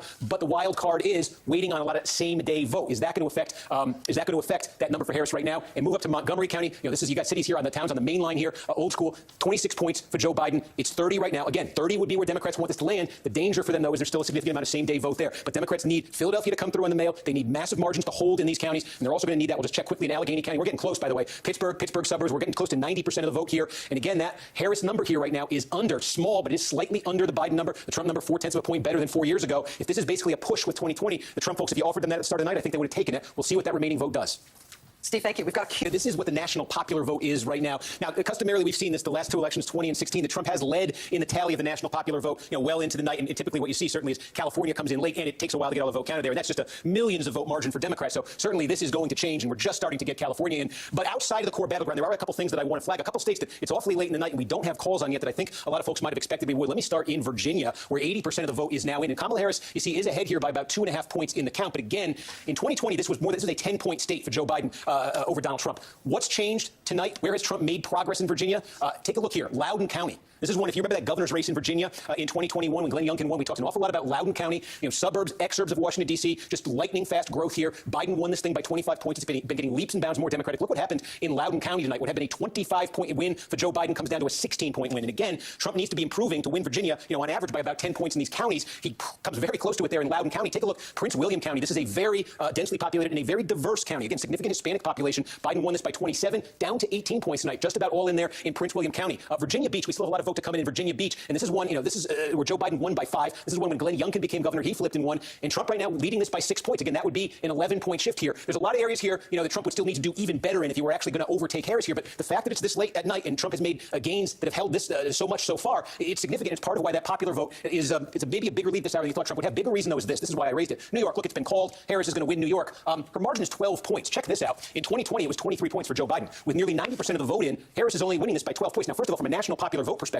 Biden won this state by 2 million votes in 2020. The margin isn't yet 1 million, and we're getting close to all the vote in New York. And I want to zoom in a little bit closer here because I think this is significant. Let's look at New York City itself. The 5 boroughs of New York City, they're each their own individual county. And let me just show you what's happened here. Overwhelming Democratic city. Manhattan, the most liberal county in New York, a portion of New York, 86-12, a 74-point Biden win, down to 63. Trump's made double-digit gains in Manhattan. Take a look at Queens, 45-point Joe Biden win in 2020, down to 24, a 20-point net gain so far for Donald Trump in Queens, New York. Take a look over at Brooklyn, 55 has come down to 43. Staten Island's very small population-wise. It is the Republican borough of New York City. And you can see even there, though, Trump has gained a net of about 20 points with just about all the vote in there. And again, I flag that because we are seeing it in New York. Trump's gains with Hispanic voters, working class Hispanic voters, you're seeing it in New York City. It's being reflected in that statewide vote here, which has come down significantly. And even if you go across the Hudson River into New Jersey has 85% of the vote tallied. We have not yet called it. Now, Kamala Harris is ahead here by nearly 200,000 votes. But again, contrast this to New Jersey in 2020. This was a 16-point state. Tonight, it is a 5-point race with 85% of the vote tallied. The margin here in 2020 was about 800,000 votes for Joe Biden. Tonight, it hasn't yet cracked 200,000. Again, that has potential national popular vote implications for those who are tracking that. But I wanted to point out New Jersey. Again, we see Harris is in pretty good shape to win the state. But take a look at Hudson County. Hudson County, just across there. This is where Union City, New Jersey is, for instance. It's 80% Hispanic. A lot of small, densely populated cities in Hudson County with large Hispanic populations. Joe Biden won here by 46 points. Tonight, it's 28 points. This is basically it in Hudson County, from 46 to 28. This is one of those giant core Democratic counties New Jersey the Democratic Party relies on. That's a massive, massive shift. And again, that speaks to Trump's gains, it really would seem, with Hispanic voters. So again, those are some of the states here that have bearing on the national popular vote. We saw the polls nationally much tighter than before. We wondered if Trump was going to narrow the margin in some of those big states. That is what we're seeing. I did want to follow up on Wisconsin, too, now getting close to 70% of the vote in. And yes, we were just talking about Dane and the question of what was left and could the Democrats here hit that margin that they got out of 2020. And it's true. Okay, well, here we go. Now we're up to 95%. So we just, since I checked it a few minutes ago, we got more. We're getting close to all of the vote in Dane County, 163,000. That's the Harris margin in Dane County, 163,000. In 2020, that was about 182,000. 182, 163. We'll see if there's any more votes to come. But when that hits 95%, they usually aren't. So again, if anything like that holds, boy, the Democrats want to be at that number. This is where they've improved their performance every time for 4 years. Where Democrats have improved tonight, where Harris has improved, or it looks like she will. Not much to come in Waukesha. Big county, 400,000 people live here. One of those wow counties right outside Milwaukee. And here again, Trump got, basically 60%, 60 to 39. Trump falling a point here so far. Harris rising a point over Biden. So that is progress for Democrats in a very big county. You take a look here at Ozaukee County. And again, this one, now we got about 3/4 of the vote in. And Trump is running a bit above, not much, basically level with his 2020 number. Again, this is one where Democrats want to get a couple points better, see what happens with that remaining vote. And we talked at the start of the night about, we see the wow counties and the bow counties here. Brown County, Outagamie County, Winnebago County, mid-sized cities along sort of the Fox River, Lake Winnebago. These are all counties that Donald Trump won in 2020, but with reduced margins. Is he returning to 2016 levels, or is he back at 2020 levels? So Outagamie County here, again, this is where the city of Appleton is. In 2016, when Trump won Wisconsin, he won this county by about 13 points. In 2020, when he lost Wisconsin, a 10-point margin. And tonight, as you can see, 67%. It's back at that 13-point spread right now. Now, again, votes still to come in Outagamie County, but I only flagged this because we are seeing it in an awful lot of places tonight where Trump is returning to 2016 levels. These aren't always dramatic shifts, but Wisconsin's a state. When Trump won it, it was by 20,000 votes. When Biden won it, it was by 20,000 votes. So these kinds of differences can make all the difference. See what happens with the remaining vote there. But that's something we've been seeing in other places in this northern tier of the battleground all through the night. Again, now up near 70%. It's very close here, about 67,000 votes. More to come out of those wow counties. And we'll see if there's anything left there in Dane. But if that number doesn't move, that's a little bit below, I think, where Democrats wanted to be there. All right, Steve, thank you. Pennsylvania, where you had Jacob there a few minutes ago setting up what probably any minute now we're going to see out of Philadelphia. And that is, he says, about 50,000 vote by mails. The results going to be released in Philadelphia. Of course, that is the most Democratic-friendly, overwhelmingly Democratic vote. So when that gets reported, we want to see what it does. This margin for Harris right now in Philadelphia sits at 305,000. Remember, ultimately, Democrats are hoping tonight to get that in the neighborhood of 500,000 votes. Got a long way to go with a little bit more than 2/3 of the vote in. And again, the context for this is where things stand in Philadelphia right now is that Trump is running so far 4 points above where he finished in 2020. Again, let's see. This mail update is going to be huge because how much do these numbers change? Democrats want to be above and need to be above this Biden level and be getting that plurality close to 500,000 because of what else we're seeing right now and what's coming even in the last few minutes in Pennsylvania. And let me just show you what that is. A couple things. We said put a pin in Luzerne County where Wilkes-Barre is, where Hazleton is. That's a majority, almost 70% Hispanic city. We now have all the vote in Luzerne County. Donald Trump is going to win this by a little bit more than 21 points. Compare this to 4 years ago. It was 14. Theme, but it's important. Trump's gains with Hispanic voters. You're absolutely seeing it here in Luzerne County. He's going to win this by more than 20 votes. That's a significant jump for him. His campaign said he was going to do that. They did do that here. We also saw him make those gains in Lackawanna County right next door earlier tonight. Also, we're getting some clarity in Pennsylvania. South Central Pennsylvania, Lancaster County. This is one of the counties where you can see in 2020, Trump got 57-41. It's 57-58 if you round it 41 now. This is a place where Trump slipped in 2020, where Democrats wanted him to slip further. That's not happening. This is a big region population-wise. It doesn't get the same attention as Philadelphia. Lebanon County here, too. All the vote is in. Again, Democrats wanted more of a Trump drop-off here. They don't get it in Lebanon County tonight. And we showed you Cumberland County, I believe, earlier, but also in this region, also a place Democrats wanted gains, also a place where really they're not getting it tonight. Look inside the collar counties here, just outside Philadelphia. These are huge population-dense counties, and I'll flag a couple things. We got almost all the vote in Delaware County right now. Of these core collar counties, this is the most Democratic. It's the most diverse, most blue collar of these three, of Delaware, of Chester, of Montgomery. Now, in 2020, Joe Biden won here by essentially 27 points. Getting close to all the vote in here right now, and it sits at about 24.5. Harris not at the Biden level. And keep in mind, again, this is very clear in Pennsylvania right now. Generally in these counties, the vote by mail is all reported out early, and what remains is this same day vote that's Republican leaning. So in all these counties, you just see Trump incrementally improving with each update. And Harris is now almost 2 points under where Joe Biden got in this core Democratic county. County 4 years ago. Next door in Chester County. Now, this is more significant drop-off for Harris from Biden, but Chester County, unlike just about every other county in Pennsylvania, they are waiting until the end of the night, they say, to release their vote by mail. So let's see when the vote by mail comes in Chester County, if Harris can get back and surpass that 58, but there is also same-day vote coming in that is helping Trump here. Next door in Montgomery County, this is just an enormous suburban county. And again, we've got the vote by mail. We're waiting on the same day, and already Harris is now running a point behind where Joe Biden finished in this county in 2020. Go up to Bucks. Bucks here, it's a little bit different. It's more blue-collar, certainly, than Chester and Montgomery. It's more of a swing county. And again, now about half the vote is in here. Biden won this by 4.5 points in 2020. Trump has now taken the lead in Bucks County. It's tiny, but he's taken the lead. And again, this theme in counties like Bucks County and these more blue-collar counties throughout the northern tier of the battleground, you're seeing it. This was such a close race in 2016. Democrats made a significant jump here in 2020, and Trump is sort of rolling back the clock to 2016. So far, you're seeing that in Bucks County as well. We also said in Allegheny County, Pittsburgh, in those inner suburbs, huge Democratic area,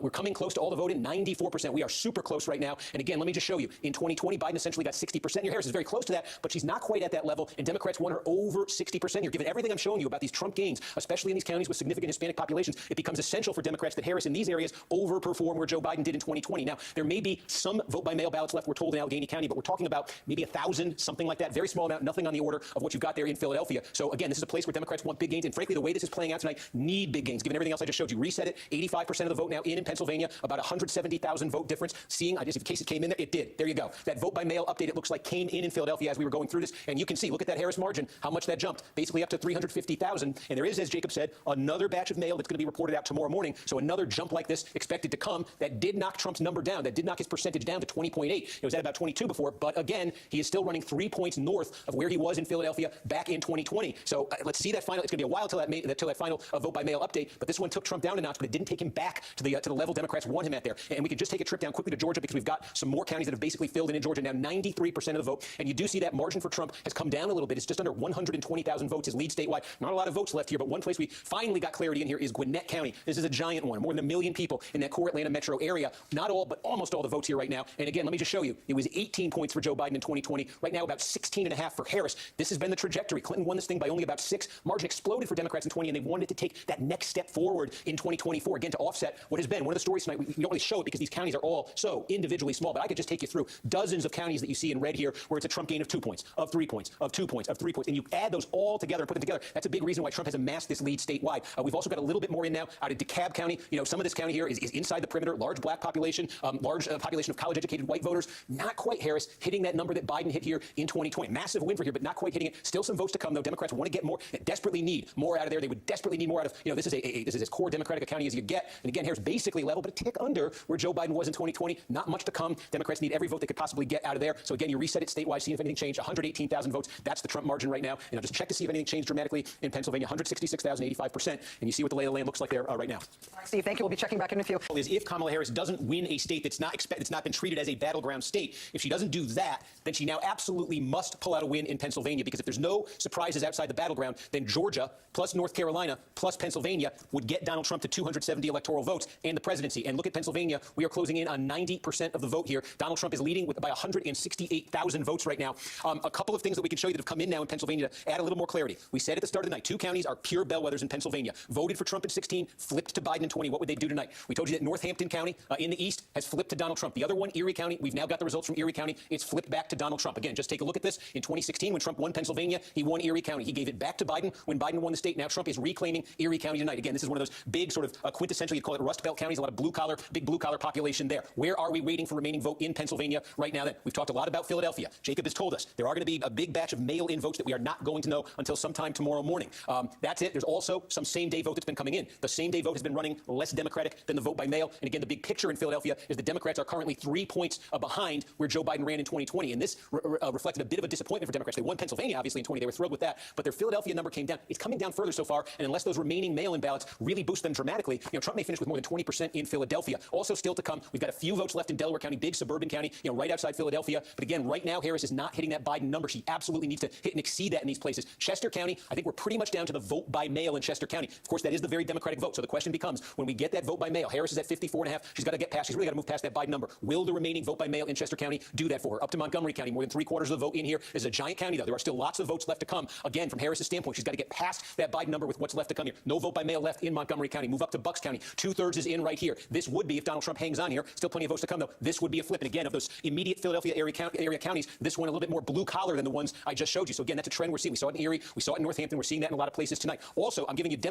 big sort of Democratic vote areas, that Bucks notwithstanding, but Chester, Montgomery, and Delaware. In Southwest Pennsylvania, the two big counties here, we've got Washington all in. I want to draw your attention to this because these are two big bedroom community suburbs of Pittsburgh. In Washington County, Donald Trump has improved tonight. The core Republican area, he wanted to boost his numbers in a place like this. You can see in Washington, he has. And if you go next door to Westmoreland County, which is even bigger, there is still vote to come in Westmoreland County. Trump currently, take a look at this, 28 points was his margin, 36 here right now. Again, if he finishes above that 28, it's exactly what he wanted to be doing. So for Democrats, it's going to take something really kind of massive out of Philadelphia, where really those numbers are disappointing for them so far. And again, out of Chester with that vote by mail, some more to come in Montgomery. They're going to need to get bigger margins with what's to come. Again, 170,000 votes. That's Trump's advantage here, nearing 90% in Pennsylvania. Just checking on Allegheny. And again, those are the stakes. Trump wins the state. He's probably got this. Steve Kornacki, thank you very much. We've got a call to make. We're 90% of the vote in, and Trump's margin now has moved over 200,000 votes in Pennsylvania. That's a 3.5 almost point advantage for Trump. What just happened and what's left? Well, we just got a big piece of the puzzle. York County, this is a biggie. Again, we talk about that South Central Pennsylvania region as a sleeper. We just got all of the rest of the vote here. There was a lot outstanding. And again, to put this in perspective, this is an improvement from Trump over where it was 4 years ago. And that completes pretty much the storyline in this region of the state. One of the big questions we asked in Pennsylvania at the start of the night was, would Trump decline further in this part of the state? He had dropped a bit. He had dropped a bit in 2020.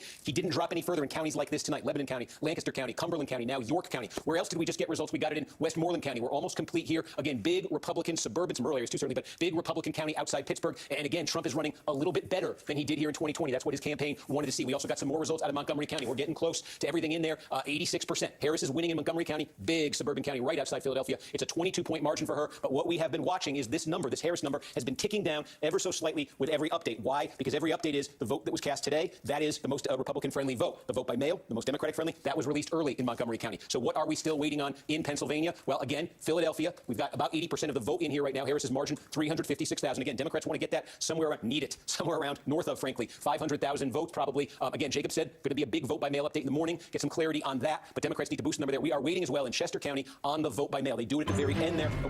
20,000, just to reset. We were just looking at where else could votes be coming in significant numbers. Center County here, we still have some to come. This is where State College is. Trump leading here right now. I believe vote by mail still to come here. This was a Democratic county for Joe Biden in 2020, so an opportunity for Democrats to add a little bit. Penn State University right there. So there are some pockets that, though, frankly, this should be a Republican county in a big way by the end of the night. We still have a ton of votes to come. We knew it was going to take a long time here. The vote by mail, it looks like, has been processed, so there are pockets here where Trump can gain too. But again, Philadelphia, by far the biggest thing outstanding. Democrats just trying to squeeze everything they can out of those collar counties, but with 93% in, making up a deficit of 220,000, getting to be a very tall order for Democrats. I wanted to update Wisconsin as well as we approach 90% in the Trump margin there, about 4 points, as you can see right now, 116,000 votes. We have been following the story of Dane County, and a bit of a mystery for some of the night exactly how much vote was left. We actually believe, now take a look at this, we said at the start of the night, the margin for Democrats in 2020 for Joe Biden was about 182,000 votes. So Harris has now actually gotten basically to the Biden level in 2020, and we believe there is a little bit more to come still in Dane County. So it appears actually that question we posed at the beginning of the night here, could Democrats squeeze more out of Dane County than they've been getting? Every election this century they have, it looks like they may be able to do that. We'll see. Make sure there are a few left there. Obviously, if they do, we expect them to break decisively for Kamala Harris. And one other thing I did want to point out, and just make sure we kind of get on the record, as we look at the map of the country here, and you see in gray the states that aren't called, you take a look on the East Coast here, and this one stands out. New Jersey, which in 2020 was a state that Joe Biden won by 16 points. Now, nearly 90% of the vote is in here, and Harris does have a pretty healthy lead over Donald Trump. But a couple things we can note here. I wanted to call your attention to this. This is Passaic County. The city of Paterson, New Jersey is here. Passaic is here. This is a plurality Hispanic county, working class Hispanic county, 42% Hispanic.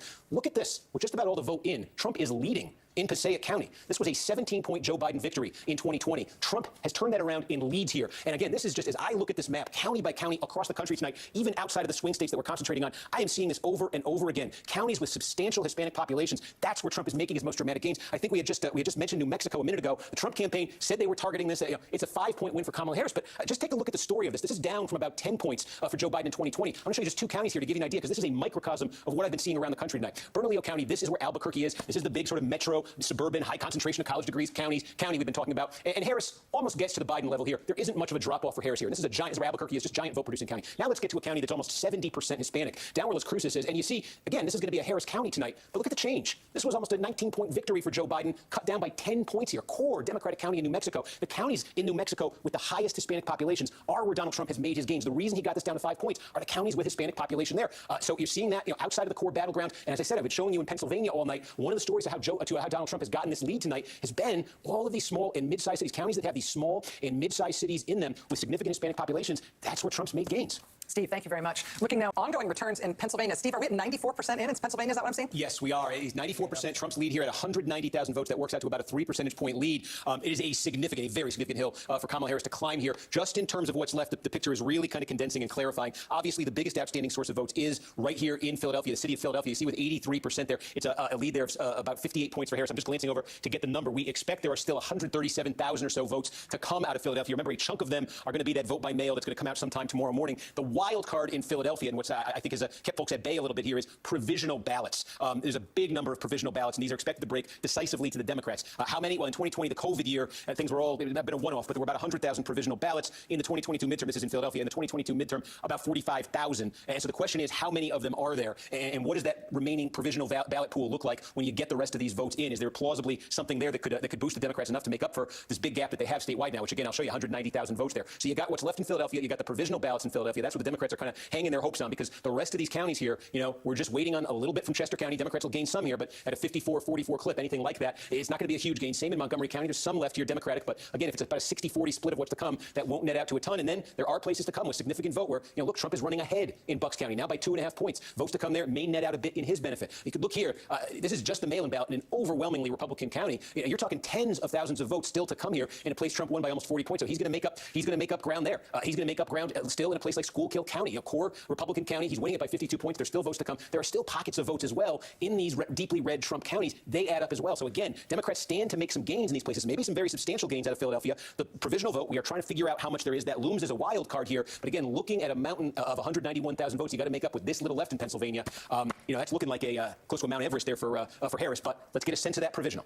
Steve, can we look at Pennsylvania Senate before we leave the state of Pennsylvania? Yes, let's call it up right there. And again, this is basically the same situation here. It's 49-4-48. So there is a bit of separation there where Dave McCormick, the Republican Senate candidate, is running a bit below Trump's number. Bob Casey, the Democrat, you can see is running a bit above Harris's number. Again, I'll just show you the sort of the eye test here, 49-4-48. And we'll show you again the presidential race, 50.9-48 flat. And why that is significant is because while this is a very big margin for Democrats to try to overcome, and we'll see what happens as we learn more about the provisionals, but while 191,000 is that steep, when you look back at the Senate race, 88,000 with what's remaining in terms of the votes in Philadelphia, in terms of the vote by mail in Philadelphia, in terms of potentially the provisional ballots, that is closer. That's decidedly more doable, just given the numbers that are left for the Democrats, for Bob Casey to potentially make that up. So there is a bit of separation here. We were wondering about this in a lot of these key Senate races. How much would the sort of the partisan split just roll down to the Senate race? You can see to a great degree it's done that in Pennsylvania, but is this one separated enough for the Democrats where what's left could boost Bob Casey? There's suspense there definitely right now. Steve, looking at Wisconsin, because we have more complete results in Wisconsin. Michigan still remains a bit of a mishmash there in terms of these counties we're looking at, but close to 90% of the vote is in here. And again, Hovde, the Republican, with about a 2.5 point advantage. That's about 70,000 votes over Tammy Baldwin, the Democratic incumbent. Again, the question here is how much these are going to sync up with the presidential race. So again, keep your eye on that now. Watch it flip from 50.1 for Hovde to 51.3 for Trump. So again, given how tight Wisconsin may come here, it's a 125,000 vote advantage for Donald Trump. And then you take a look at the Senate race, and it's just a little bit more than half that. So again, Baldwin behind, but running substantially closer to Hovde than in the presidential race we're seeing with Trump and Harris here. So again, if this thing becomes tight enough, if you're in a situation ever where Trump ekes out a victory in the presidential and Hovde's running a point or so behind him, there's the potential there for a split as well. Remember, in Wisconsin in 2020, it was a difference of 20,000 votes that separated Trump and Biden. It was about 20,000 votes in 2016 as well. In 2016, there was a Senate race. The outcomes did sync up that time with Trump and Ron Johnson both winning, but there is separation there. And again, these basic dynamics, I want to take a look here. I did want to see Baldwin has gone to 183,000, and I wanted to measure this against. Yeah, okay, they're equal. This is significant because we've talked about it all night, and now officially Harris has expanded the Democratic margin in Dane County. It was about 182,000 last time, so this is yet again this century. Democrats are getting more out of Dane County. That's rolling right over, as you would expect, to the Senate race as well. Okay, so parallels there. Can we look at Michigan? Yes. So Michigan, though, 70% of the vote is in here. And again, 52.2, 46. Let's call up the Senate results. 50.7, 46.4. So I think you can see where this one is going. It's a similar story here. It's close to being synced up, but Mike Rogers, the Republican Senate candidate, running a bit behind Trump. What's confusing about Michigan right now is there's still a lot of counties here, big important counties, where we just do not have clarity. A lot of this is done in Michigan. It's a very decentralized process. It's done at the municipal level. So it's just, we get very, I'll give you an example here. Macomb County, we've got half the vote right now. You go next door to Oakland County, we've got almost all the vote. Democrats are getting about what they want. They probably want a little bit more out of Oakland County than Slotkin is getting right there. But the big wild card here, we talked about it all night. What's Macomb going to do compared to Oakland? Is it going to get close to canceling it out? Half the vote still to come. This is a 13-point margin essentially for the Republicans here. That's a substantial improvement improvement from the Republican number in 2020. So we need to see more to be able to make some of these comparisons. Again, only about a third of the vote is in Wayne County. This is obviously hugely important. You have questions about the city of Detroit, questions about the Muslim and Arab vote throughout the county. So it's a lot of a mishmash in Michigan right now to make sense of either one of the races. But there is, with the votes that are tallied, a little bit of potentially substantial separation between the candidates. In terms of additional Senate races, if you don't mind, Steve, could we go to Arizona? Yeah, let's take a look here. And I'm curious, too. In the presidential, okay, now about half the vote statewide. Remember, this is going to kind of, they're going to add the same day votes night, and it's going to be a long sort of count in Arizona the rest of the week. So take a look here at the Senate race. And again, you definitely see some separation here. It's a 6-point deficit for Carrie Lake there with what's been counted in the Senate race. And it's a 1-point deficit, a little bit less than a 1-point deficit for Kamala Harris. So we suspected Arizona might be the state where the Republican Senate candidate Carrie Lake, who lost the gubernatorial race there 2 years ago, an extremely controversial figure in Arizona, didn't concede that 2022 gubernatorial loss. So we suspected there might be the most separation there. You're certainly seeing it there. And also, let's move up Nevada. Yeah. Okay, again, now in Nevada, it's similar to Arizona. We've got a ton of vote here, but it's going to be a bit slow getting the rest in here. So what's been counted so far, Trump with a 4-point lead there in the presidential, call up the Senate race. And again, that's, again, like Arizona, it may not be quite as dramatic, but that's a pretty substantial difference between those two candidates. So again, I think that's a very important story. I'm glad you had me run through these because I've been so focused on the presidential. But yeah, we see in all those races to some degree separation where the Democratic Senate candidate is running better than Kamala Harris. Most dramatic. Am I allowed to check in with you? Let's go. Great. What do you have for us in Michigan? Yeah, so I was just checking this out. See statewide, 80% of the vote is in here. Trump with a 7-point advantage. More than 300,000 votes is the plurality. A couple things. A lot still to come in Wayne County. The big core Democratic county, like a quarter of the vote in the state comes out of here. About a third of the vote is in. But again, as a benchmark here, now Wayne is Detroit, but it's a lot more than Detroit. As a benchmark, though, overall, this was a county Biden won by 38 points, a 330,000 vote margin here in 2020. Currently, with what's in Wayne County, again, this will vary by the cities that report, but the Democratic number needs to get up, to that Biden level and above, because of what I'm about to show you. What I wanted to show you in Michigan was we said at the start of the night one of the key tests for how the state was going to go would be a tale of two counties. The counties are Oakland County, the big, gigantic, enormous, any adjective you can think of, suburban county, high income, high concentration of college degrees, Democratic growth area. So we got Oakland County in right now, and Harris wins this thing by about 10.5 points. How does that compare to 2020? Well, that's down from what Joe Biden was able to do in Oakland County in 2020. He was able to win it by 14. It comes down, by about 3.5 points. Now, we said at the start of the night, the test would be Oakland, the margin Democrats get out of Oakland County, would it vastly exceed the margin Trump gets out of Macomb County? That's what happened in 2020 when Democrats won the state. Or would it basically be canceled out by Macomb County, which is the big blue-collar suburban county right next door to Oakland? That's how it happened when Donald Trump won the state in 2016. So keep your eye there. 81,000 votes with Oakland in. That's the margin that Harris gets out of Oakland. Now take a look in big blue-collar suburbia in Macomb County. Still more to come, but look at this. Donald Trump's winning this currently by almost 70,000 votes with more to come.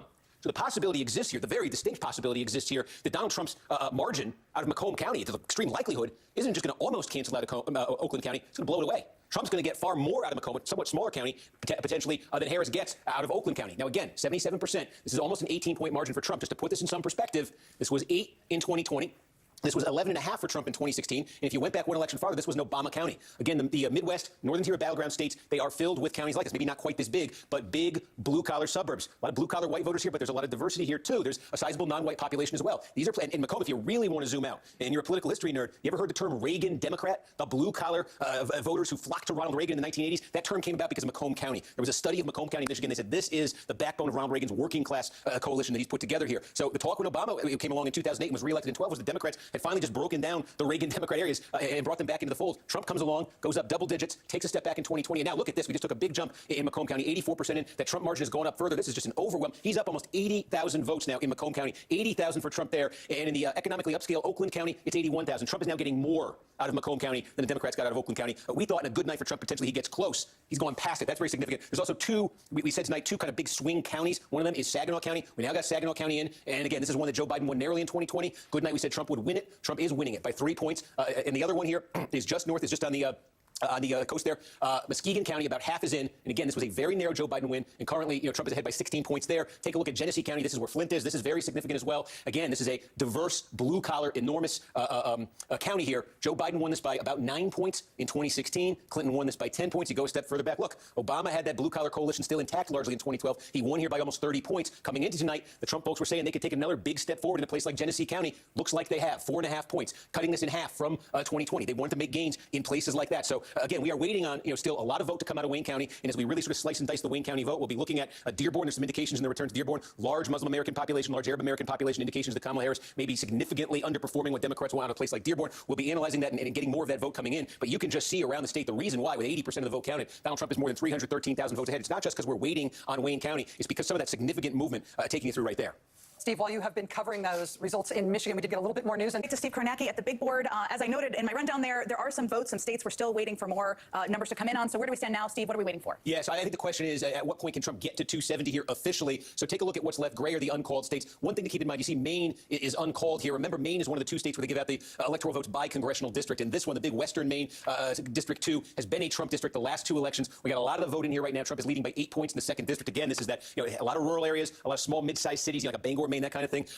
Large blue-collar population here. Trump, very plausibly, certainly right now, looking like he's going to get the one electoral vote out of the second district of Maine. Maine as a whole, you can see Harris leading by 8 points. But if Trump gets that one, that would put him at 267. Now, I say that one because, look at this one, this geographically big population, small state of Alaska. We now have more than half the vote is in Alaska. It reports in a very unconventional way. But Trump, with his 15-point lead, Alaska is worth 3 electoral votes. And Trump has a sizable margin in what's been counted so far. If that is something that continues, if that endures, and we get more vote, that could be a way Trump reaches 270. The one electoral vote in the second district of Maine, plus the 3 electoral votes potentially out of Alaska. Need more vote to come in there to get clarity on exactly where that's going. But you can see it's been red for a long time. You see where it is right now. Might be just a question of when then. Or is something going to happen in Wisconsin or in Michigan? In Wisconsin, here's the story right now. Trump leads by 122,000 votes statewide. One of the big things we're waiting on is in Milwaukee County, specifically the city of Milwaukee. They count their absentee vote in one place, or they release the results of it from one place hours after they count everything else out. Now, there's more than 100,000 votes at that facility. They call it the Central Count Facility. More than 100,000 votes, and we're expecting this to be something like, an 80% Democratic block of votes. So we want to see from that. That's the best single chance. If you open this up, that's the best single chance Harris and the Democrats have of eliminating that Trump margin. There are a couple of other places here. You have Brown County. This is where Green Bay is. Trump is getting the number he wants here right now. They also have a Central Count Facility with Democratic-friendly mail votes. Those have to come in. Are they going to be enough for Harris to, erase the 122,000 vote margin that Trump has right there? If they aren't, it's big moments, big batches of votes. Then we'll have clarity on Wisconsin. That's 10 electoral votes. That would certainly get Trump over that number officially. And look, Michigan, the big thing we're waiting on, the big single thing we're waiting on is just Wayne County here. Again, this is Detroit, but Detroit's actually not the biggest part of Wayne County. There's a lot outside Detroit, a lot of smaller cities. There's suburbs. There's a lot going on in Wayne County. It's massive, and there's still a lot to come here. And you want to get clarity on the exact shape of what is to come. But again, this is a 38-point Joe Biden county from 2020, where Harris is running now ahead by 16 points. And again, one of the questions in Wayne County has been about the Arab American vote, has been about the Muslim American vote, the issue of the Gaza war. Was that going to take a toll on Harris's political standing? We're seeing from like Dearborn, Michigan, some of the reports coming in there about what's happening in Dearborn. Harris underperforming potentially significantly there. But otherwise, when you look at Michigan, again, this is just the story we've been seeing in Wisconsin, in Michigan, even in Minnesota, in Pennsylvania, all of these states. We saw it down south earlier with North Carolina and with Georgia. You could just look at one county after another where we sort of set a benchmark at the start of the night and say it's a good night for Trump if this, it's a good night for Harris if this. And in almost every case we're finding, I can think of a few exceptions here, but the overwhelming number of cases here, Trump's getting what he needs. If he had a number in 2020 he needs to build on, he's building on it. Meanwhile, Harris, a lot of these suburban counties, even where she's running up the score, she's not running up the score to the degree she wanted to. Good example of that is right here in Oakland County. She's winning it by 10. They wanted this more like 15 points. The Democrats did. Macomb County here, talked about this one just a few minutes ago. This is monster right now for Trump. It may come down a bit here as the remaining vote comes in, but they only won this by 8 points. Massive county here. So there's opportunity here for Trump potentially. Trump is in, I would say, a pretty good position here to be winning back. A state that he lost in 2020 had carried by this much in 2016. So it's a question of timing, I think, on maybe Wisconsin. That looks very close, especially with that vote by mail absentee to come out of Milwaukee. You see the margin there in Michigan, the question mark of Wayne. You see the possibility of Maine plus Alaska getting Trump there. Arizona and Nevada, we're just at that point now where we don't get a ton more, and then it starts coming out incrementally over days. You see New Hampshire here, but they're very slow counting with the remainder of the vote there. Trump 4.5 points down, 30,000 votes right there, and you don't expect that to suddenly hit 100% anytime soon. So it's kind of what we're waiting on to get to that official moment. And just one other thing I would point out here, flip this over and show you the national popular vote at this point, because Donald Trump, you can see here, has a lead of more than 5 million in the national popular vote. Now, we've been here in 2020 and 2016, and we said, well, California is going to take a while to come in. It's going to be massive for the Democrats. Of course, they'll win the popular vote. That is very much in doubt right now because we've had big changes outside of the battleground in some big states. And I just want to highlight a few of these because they are dramatic. Look, New York, it's still blue, but look at this. New York State, Trump has got this within 12 points with 94% in. He lost this by 23 points. He basically cut his margin in half. Double-digit gains for Trump in New York City. Take a look. We mentioned New Jersey tonight earlier. Harris wins New Jersey. This is on track to be the closest margin. The closest Republicans have come to winning New Jersey potentially since 1992. Look what New Jersey was 4 years ago, a 16-point Biden win. Keying Trump here in New Jersey, getting this close. Heavily Hispanic areas, just leaps and strides, gains for him there. Take a look at Illinois. How about this one? 91% of the vote is in Illinois. 4 points for Harris, 17 points for Biden 4 years ago. Big, enormous blue state. Trump not winning it, but look at the popular vote margin that he's cutting into there. Another one we didn't talk anything about tonight. It's not close, but look at Maryland. 60 to 37 for Harris in Maryland. This was a 33-point state for Joe Biden a few years ago. So you're just seeing Trump lop off. Those add up potentially to millions of popular votes that he lost 4 years ago, but he's not losing tonight. And so the possibility that Donald Trump, even when California is all counted, ends up winning the popular vote in an outright majority, that's very real right now.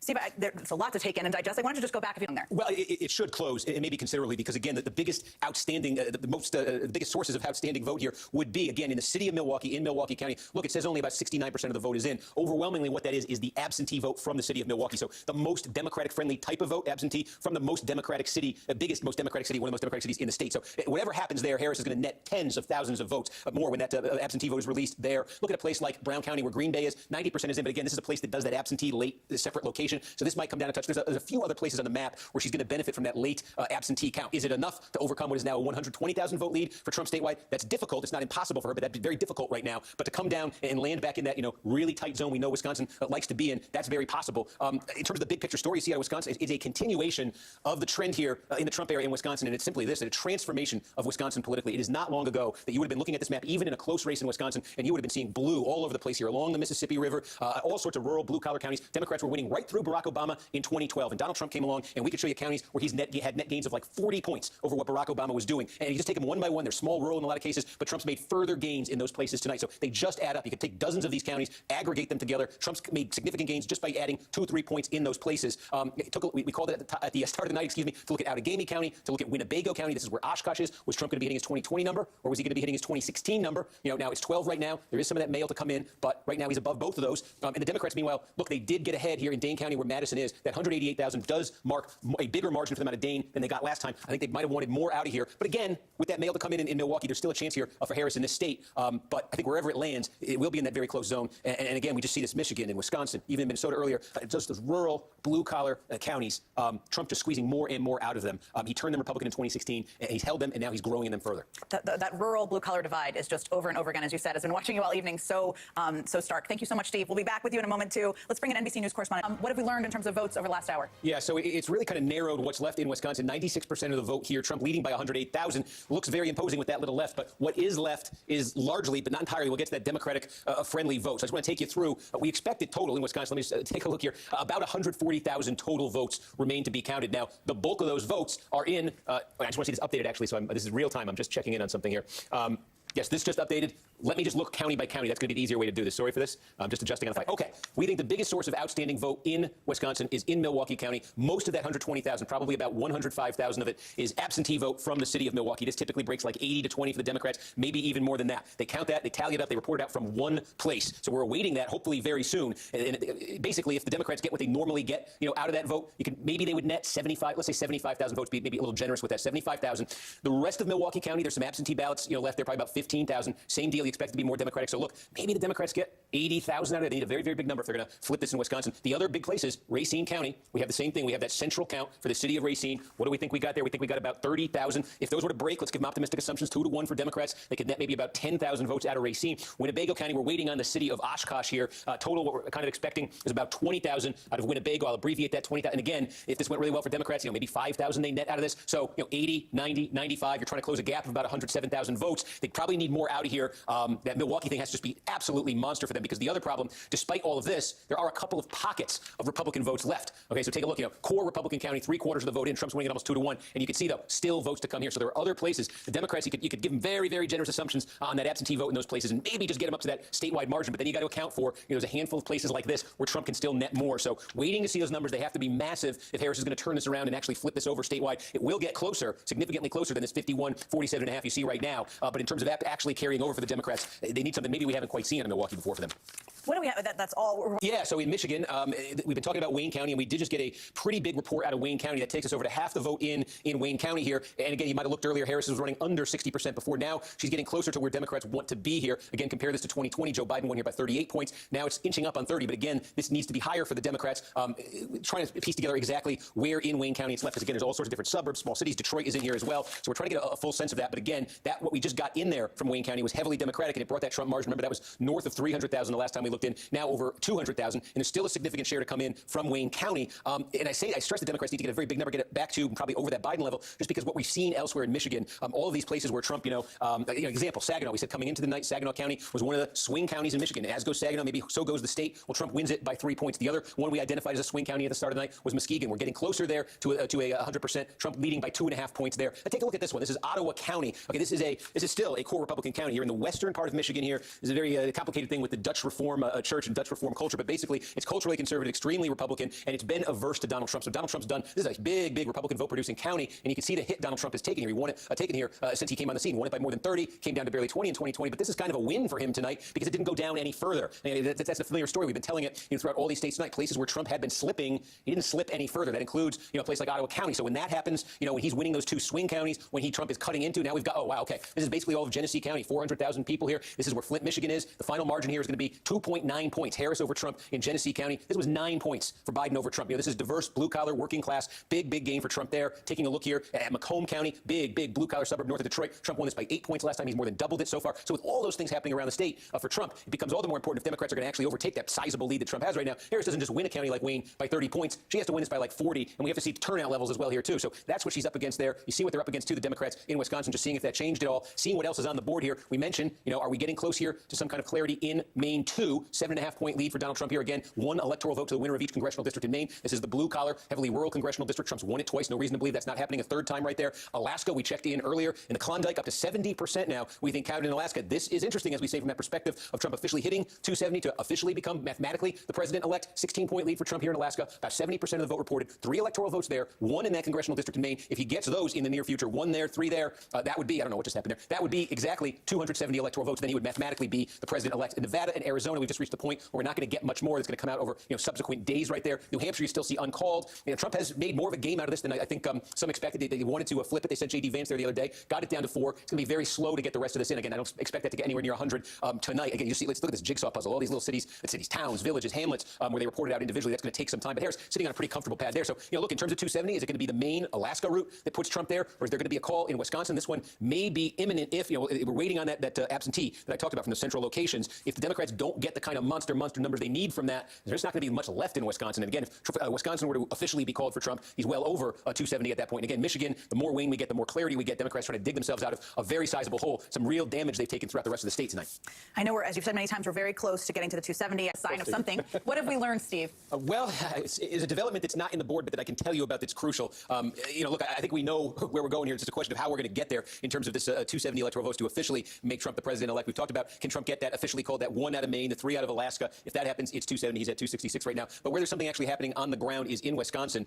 It stands roughly where it did the last time we checked in, but we've been talking about the city of Milwaukee, all of its absentee vote. We're talking about like 105, 110,000 votes, all going to be released at once sometime soon. Soon now we know what happens is they have their memory cards, memory sticks that have the votes on. It's very technical, but they have the absentee votes on them. And what they do is they bring them all from around the city of Milwaukee to one central facility, and that's where they officially release the vote. So I can tell you that in the last couple of minutes, the caravan carrying over the memory sticks with the absentee vote for the city of Milwaukee has arrived at the official central count facility. So it may be that within an hour or so, we officially get word on how those votes broke. Again, it's going to be more than 100,000. You see that Trump is leading right now in the statewide count by about 110,000. There are only a couple other pockets that are doing something similar to what I just described with that absentee vote. They aren't nearly as big as the city of Milwaukee. The vast majority of what's still to come is going to be out of Milwaukee. There's a couple other places. So when that vote is announced and when it's released, if Democrats are going to win that vote, they're going to win it overwhelmingly. It's going to have to be massively overwhelming to erode this enough that they could, with the remaining vote after that, actually leapfrog Donald Trump. But not impossible. And it's interesting because if you look at Wisconsin as a whole, those 3 northern tier swing states of Pennsylvania, Michigan, and Wisconsin, Wisconsin was the closest in 2020 by far. It was only 20,000 votes, 154,000 over in Michigan for Biden, about 80,000 votes in Pennsylvania for Biden. So I think if you said coming into the night that Trump was going to have all the success he's had and then said, where's he going to win the biggest in the northern tier, I think he would have just said Wisconsin just based on the fact that he was so close to winning it the last time. And yet this thing is going to end up very, very close in the presidential race. Take a lot for Harris to get over the top there, but it likely, or very well could be, the closest of all the northern tier battleground states. And the question now becomes, will it get so close with what comes in that the Senate race maybe goes differently than the presidential race? Trump leading by 110,000 in the presidential. Take a look at the Senate race right now. Eric Hovey, the Republican, his margin is about half in the Senate race, what Trump's is in the presidential race, his margin over the incumbent Tammy Baldwin. And so all the math we're talking about with that big batch of Milwaukee votes, how the Democrats need to win that by 85, 90,000, something like that, if they're going to win the presidential. They don't need that kind of a margin to flip a 52,000 vote deficit in the Senate race. So if you're Tammy Baldwin's campaign, you are really waiting on what we just showed you, what we just told you about in terms of that central count facility in Milwaukee, because that's going to make or break you. And it's very possible there's enough votes to there to get Baldwin over Hovey in that Senate race. So there's high drama there right now. And again, just if you zoom out here, zoom out, I'm trying to put the presidential race on, excuse me. Go back to the presidential race, 110,000 again, overall statewide. The other thing I wanted to point out was we identified at the start of the night, I just want to follow up on these closed loop, a bunch of tests in some of these battleground states. We wanted to test the strength of each candidate. I'll tell you one where Trump's not had a great night here in Wisconsin, and it's interesting to me. We talked about the bow counties. Okay, Brown, Green Bay, Outagamie, City of Appleton, Winnebago, that's where Oshkosh is. Okay, so these 3, now they are red, but the question we had coming into tonight was Trump going to look, was Trump's number going to look like 2020 when he lost Wisconsin? Was it going to look more like 2016 when he won the state? And actually, in the bow counties, Trump's basically at 2020 levels here. You can see there's Brown County. Take a look at Allegheny, where Appleton is. Looks an awful lot like 2020. Take a look now. You see Trump is up in Winnebago from 2020, but in Winnebago, you're waiting on the city of Oshkosh. That's going to bring that number down. Could end up looking a lot more like it did in 2020 than any step forward. So that's one of the reasons why Wisconsin is not moving as dramatically as some of these other states in the northern tier. One of the things we're kind of learning about Wisconsin is a lot of it really is now, since Donald Trump came along and scrambled all the lines in Wisconsin, he's still finding new pockets of votes in the rural areas, but a lot of it's just really, really dug in, and you're just not seeing any movement at all from 2020. So again, Trump did get that in the rural areas of the state. You take a look at the wild counties, the big suburban counties right outside Milwaukee. Again, compare this to 2020, and this looks basically like 2020, a little bit better for Harris in Waukesha County, the biggest of the wild counties. Washington County here, though, again, what does that look like? Almost to the 10th of a point, like 2020. Ozaukee County, again, a little bit of progress here for Harris. Might have needed just a little bit more, but again, 20,000 votes in 16, 20,000 votes the statewide margin in Wisconsin in 2020. I think we're going to end up in that ballpark again tonight statewide. It would take it's a Hail Mary Hail Mary pass. I'm stumbling over everything here, for Harris to actually overtake Trump. But again, you see the Senate race there could absolutely swing on Milwaukee. If we get Milwaukee, if Trump's still got a solid lead, if there's not much left, possible this state could then get called. We'll see. And if and when that happens, Trump would then easily be over 270 and would mathematically be the president-elect. Any other human would be at that board. You even know when the caravan is coming, Steve. So can I ask you, just while you're standing there, just any would have expected weeks ago, days ago, whatever, maybe, where do we stand at this point in time? Yeah, it is. I preface it by saying it's going to be long. California is the overwhelming contributor to that. You can check in just over half the vote there in California. The vote by mail still arrives. Some of these counties are very, very slow at counting it. That's for another time, but it could take weeks to get the full picture. And a lot of times that remaining vote by mail that slowly comes in does tend to lean Democratic and boost the margins. But just take a look at California, because again, this has been where California's landed. 30 points for Hillary Clinton in 2016, 30 points essentially for Biden in 2020. Look at a state as enormous as California, what that adds up to. That's a margin of more than 5 million votes that Joe Biden beat Donald Trump by in California 4 years ago. That's the clear majority of Joe Biden's entire popular vote lead, a win nationally in 2020. Majority of it comes from California alone. Now, look, if anything like this ends up being what the final result is in California, we're a long way from knowing. But Harris is running 5.5 points behind Biden's number. Trump's running about 5 points ahead. It just, in a state that big, it lops off a lot of that deficit. Not enough to put the state in play or be competitive, but maybe Trump loses California by 1.5 million,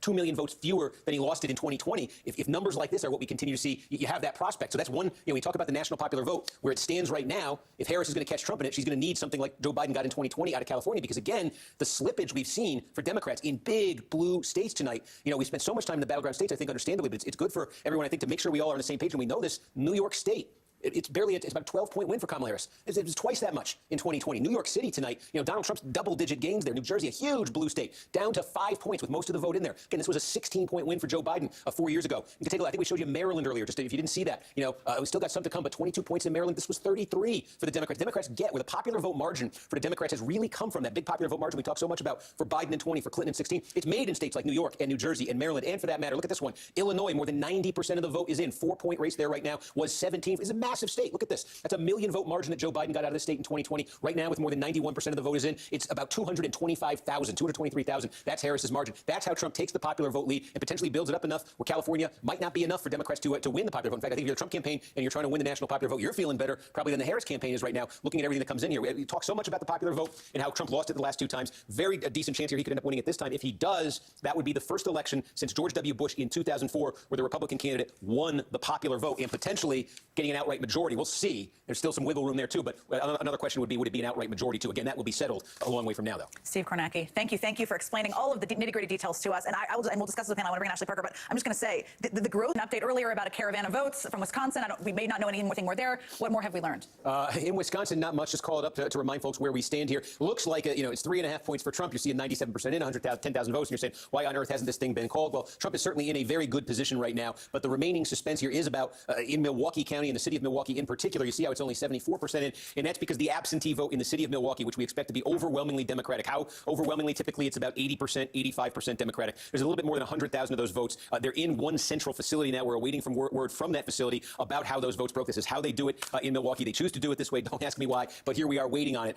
If it's incredibly massive, I mean, maybe even bigger than the 85-15 that's usually about the high end for Democrats there, that could potentially get Harris in a position where there's just enough votes like this, absentee votes being counted in central locations. There's a few other places where that's taking place. I'll give you an example, though, of what Harris is up against here. So Racine County, in the city of Racine, is another place where they're doing the central count absentee. I think there's about 30,000 votes left here in Racine County. This is the second largest outstanding set of votes in Wisconsin. Now, they do this central count absentee thing here where Democrats are going to gain, where Harris is going to gain a lot of votes, but only half of that 30,000 is central count absentee. The rest of it is election election day vote that just hasn't been counted yet. So there's possible in Racine County that the election day vote is pro-Trump, the absentee vote is pro-Harris, they cancel each other out, and that 30,000 votes doesn't add up to anything. So to actually surmount this 110,000 vote deficit, it's going to take something. I'm trying to find the right word to describe this. It absolutely kind of bonkers for Harris at this point. But because there are so many in Milwaukee and they are so heavily Democratic, you want to see that before you make any formal declarations there. And again, there are some other pockets of the state here where there's some Democratic vote to come.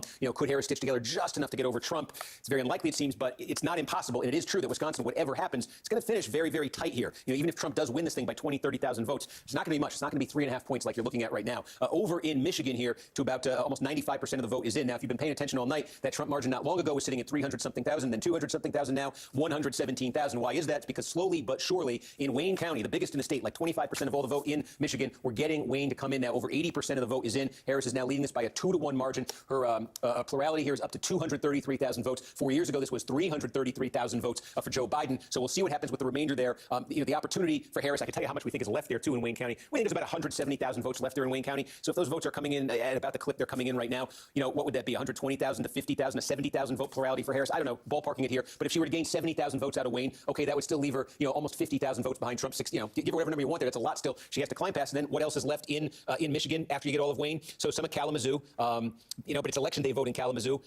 There's some election day vote there, it looks like, in Kalamazoo, which is Trump friendly. Macomb County, Trump's winning there by 17 points tonight. I'm just looking at this in a lot of smaller counties with little pockets of votes here. So again, this is going to tighten. This is going to tighten significantly as Wayne County comes in. But we've taken you through it tonight. I won't bother everybody with it again here. But we've taken you through some pretty dramatic shifts in the state tonight toward Trump in places like, I will take it through this, places like Saginaw County, places like Muskegon. Now look at that. We've got all of Muskegon, and these were the two swing counties in the state. Both of those swing counties, it's narrow, but both of them land in Trump's column. Again, Macomb County right here, and almost 90% of the vote is in. Trump with a 75,000 vote lead here, 17 points. Our big test coming into the night was with Macomb, which is gigantic suburban blue-collar county, but it's not as big as Oakland, the gigantic sort of white-collar suburban county. Would Trump be able to almost cancel out Oakland, we asked, with his margin? Trump gets 75,000, still to come in Macomb. He's at 75,000, and it's 81,000 for Harris now, as all the vote pretty much is in Oakland County. So right now, that's exactly what the Trump campaign would have wanted out of Macomb versus Oakland, and there's a chance still for them to grab more with that remaining vote there. So again, Wayne County here, where Detroit is, and a lot more than just Detroit, will bring this down, but it is going to take a pretty big lift for Harris to get past Trump. But there's more volatility here with more vote outstanding. So waiting on, the caravan arrived at Central Count in Milwaukee, waiting for the plumes of smoke or whatever they do, and they're ready to tell us those numbers. Maybe plumes of smoke. Yeah, I don't think so. There's a good reason to take a quick look here in Maine, 2nd Congressional District of Maine. This is where we left it. Look, there's no reason to think it's not going to land somewhere around here. Trump won this thing handily both times he's run. He's ahead by 7 points here. We just haven't had new votes since the last time we checked in. Let's go to the Klondike, Alaska. We are exactly where we were the last time we checked in here. 69% of the vote is in, 55-40. I was just looking at where some of the outstanding areas are. They do these by like legislative district, not county, in Alaska. I was just looking at some of them. There are, surprisingly, a bunch in Anchorage, so much of the population in and immediately around Anchorage. But again, this has been a Republican state for a long time. Trump with a 15-point advantage. There's no reason to think it's not going to end up something like this, but you got to see more to actually be able to make that call from our decision desk. If this were to get called, though, along with Maine 2, it's 3 electoral votes here. It's 1 there. That would be 4 on top of what Trump has. Would again mathematically make him the president-elect. So will that come together first, or is Trump going to hold on? First of all, he's got to hold on in either Wisconsin or Michigan, and then actually reach a hill level here where the returns are in, and I don't know how to describe it, and get both of these states officially called. That's what I'm trying to say. I know we're waiting, and then we can update people on it this hour. We think that I momentarily take this with a grain of salt, but we think that very soon we're going to get the rest here in Racine County. This is the second biggest outstanding piece of real estate here in Wisconsin, behind Milwaukee. There's about 30,000 votes or so yet to be counted in Racine County. We believe they're all going to be released at once. This is one of those counties where you have that central count facility for the city of Racine. They have all the absentee vote. They send it all out at once. Plus, there's some remaining election day vote that's going to be released to about 30,000 votes in total. Again, the Democrats Harris trying to erase a 110,000 vote statewide. Once we get that, we'll see how it readjusts that number, and that will clarify really the big thing left in Wisconsin at that point, which will be, I put Ozaukee County up, which will be Milwaukee County, where the city of Milwaukee's absentee vote, again, will be released all at once. It's going to be more than 100,000 votes, and exactly how much Harris needs to win that by, I think, will be a lot clearer if and when we do get this Racine vote. Again, we got a heads up. It might be coming soon, but we're keeping an eye to see if that happens. If it changes, I'll let you know right away. Something else that we're following, and I think these two updates from Racine and from Milwaukee that'll really leave Wisconsin pretty close to done. A race that hangs in the balance here, too. You've got the presidential at 110,000, but you've got the Senate race.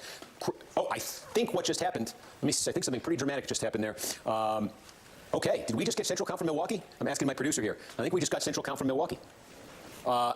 Zooming this out statewide, yes. So it just came in. This was the biggest outstanding source of votes in Wisconsin. Central count, meaning city of Milwaukee takes all of its absentee vote. It's like 100,000 votes, and all the votes get released at once, and that basically completes the county. That's what just happened. That's why Wisconsin now has 99,000 votes reporting. And take a look here in Milwaukee County. City of Milwaukee is what just came in here. It's basically done in Milwaukee County right now. That's what Harris's margin is going to sit at, and it brought that Trump down lead substantially, but it only brought down. Remember, it was 110,000 before. Now it's 40,000. So it was a 70,000 vote margin. That's what Harris won the absentee vote by in in Milwaukee City. By far, that was the biggest remaining source of votes in Wisconsin. That's done now. There's a scattering left, perhaps, in Racine County, which I was just talking about a minute ago. City of Racine, Racine County. This is the big thing left now that we have Milwaukee. Again, about 30,000 votes. Trump's margin statewide is 40,000. If Trump is declared the winner in Wisconsin, that's 10 electoral votes. He will officially, mathematically, cross the 270 threshold to become mathematically the president-elect. If you bear with me a second, I'm just going to check in and see where exactly vote is left now in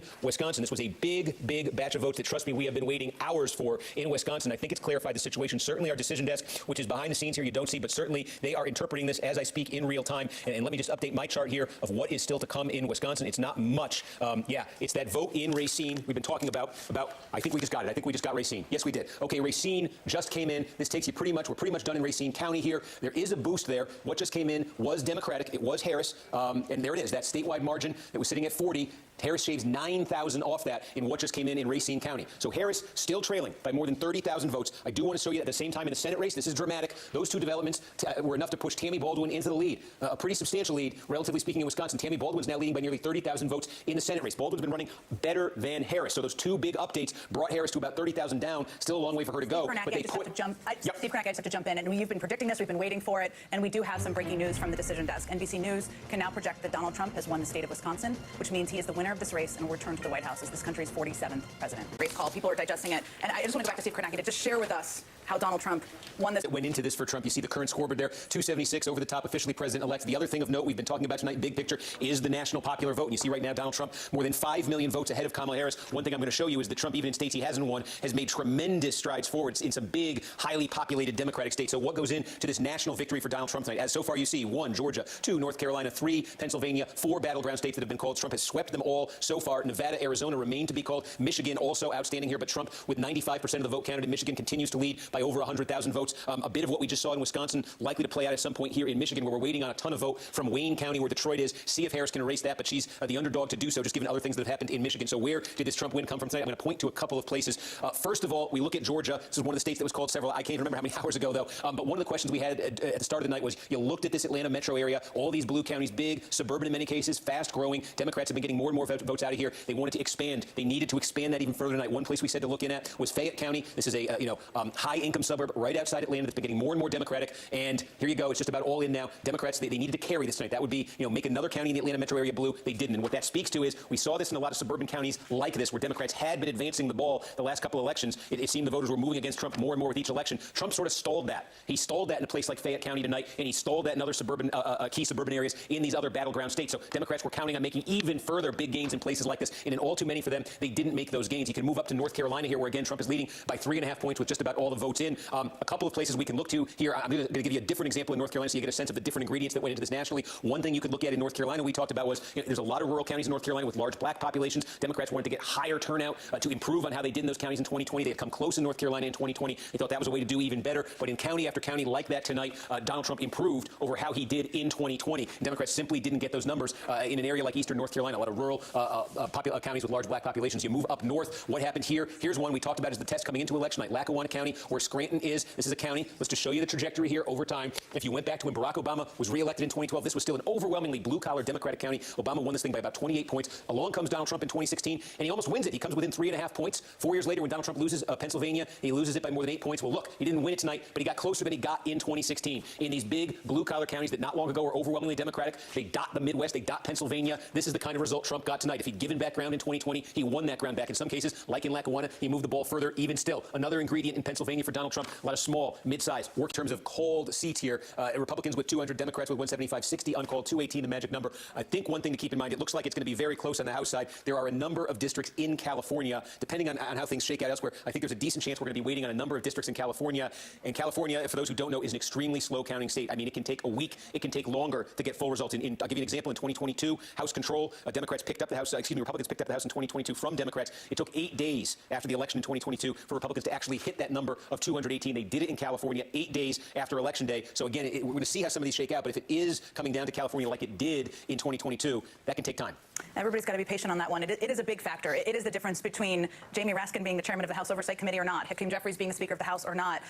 Steve Kornacki, is there anything, I know you're not easily surprised, you study the data so deeply, but let me just ask you, of the data you've seen in some of these big battleground states, is there any big demographic theme that you've seen that surprised you or didn't anticipate with the polling that we were seeing going into the night? Well, it's not that I didn't anticipate it, but I think it was a question because the polling had been telling us for years now that Donald Trump seemed like he was making big gains with Hispanic voters. We saw in the 2020 election how that became a story. He made some significant gains with Hispanic voters, but the idea that he would get to, he would only lose Hispanics by single digits, make it competitive overall. The exit poll has him losing Hispanics only by 8 points nationally tonight. And some of the numbers that came in, again, outside of the battleground, I think this is what surprised me the most. I'm just going to show you New Jersey. Okay, big blue New Jersey. Harris wins this. She only wins it by 5. Look, 4 years ago, Joe Biden won New Jersey by 16 points. Trump took more than 10 points off the Democratic margin in New Jersey. And where did he do it? Take a look at Hudson County. Hudson County has some large Hispanic population cities. One city, Union City, that's 80% Hispanic in Hudson County, New Jersey. Look at this. 46 points is what Joe Biden won Hudson County by 4 years ago. Tonight, only 28 points. 18-point gain there for Trump in a core Democratic county, in a core blue state. Take a look at Passaic County. It's 43% Hispanic. The city of Paterson, New Jersey is here. Biden won this by 16, almost 17 points. Democrats always win Passaic in big races in New Jersey. Tonight, Donald Trump looks like he's going to win Passaic County. So again, New Jersey doesn't, the electoral votes don't change. It remains a blue state. But this is closer right now than any Republicans come in New Jersey in 32 years. And the reason it's that close, it's those counties and those cities with huge Hispanic populations that has such a great deal to do with this here. And it's something we saw all throughout the country tonight. Not necessarily, we saw it in some of the battleground, but I think the thing that was most surprising to me was outside the battleground. Donald Trump doing things like that, making gains like that, often in some big blue states. And it's why he's leading the national popular vote by such a 5 million plus votes right now in the national popular vote. And it'll take time to sort that one out. But why I think there's a real chance, a good chance that Donald Trump ends up winning the national popular vote this time around. Which you remind was suggesting. So our exit poll is showing Trump winning men by about 10, Harris winning women by about 10. Now total, that's a 20-point gender gap, and that's certainly on the higher gap. People talking about the gender gap was, for those who follow it closely, may remember that poll in Iowa over the weekend. We thought, Iowa, that's a safe Trump state. He won it so big in 2020. There's a poll that came out over the weekend showing Harris ahead in Iowa on the strength of an enormous gender gap, massive margins with women, senior women. I think that spurred a lot of the talk about this. Just to update that story, this is what Iowa looks like. Donald Trump doesn't just win it. He wins it by 13 points, and that 13 points is actually an improvement by about 4 points from how he did here 4 years ago. So that whole idea that there was this, massive gender gap in Iowa that was netting out to some wild degree of the Democrats' benefit, there was nothing to that. Donald Trump actually does better in Iowa easily than he did in the 2 previous elections.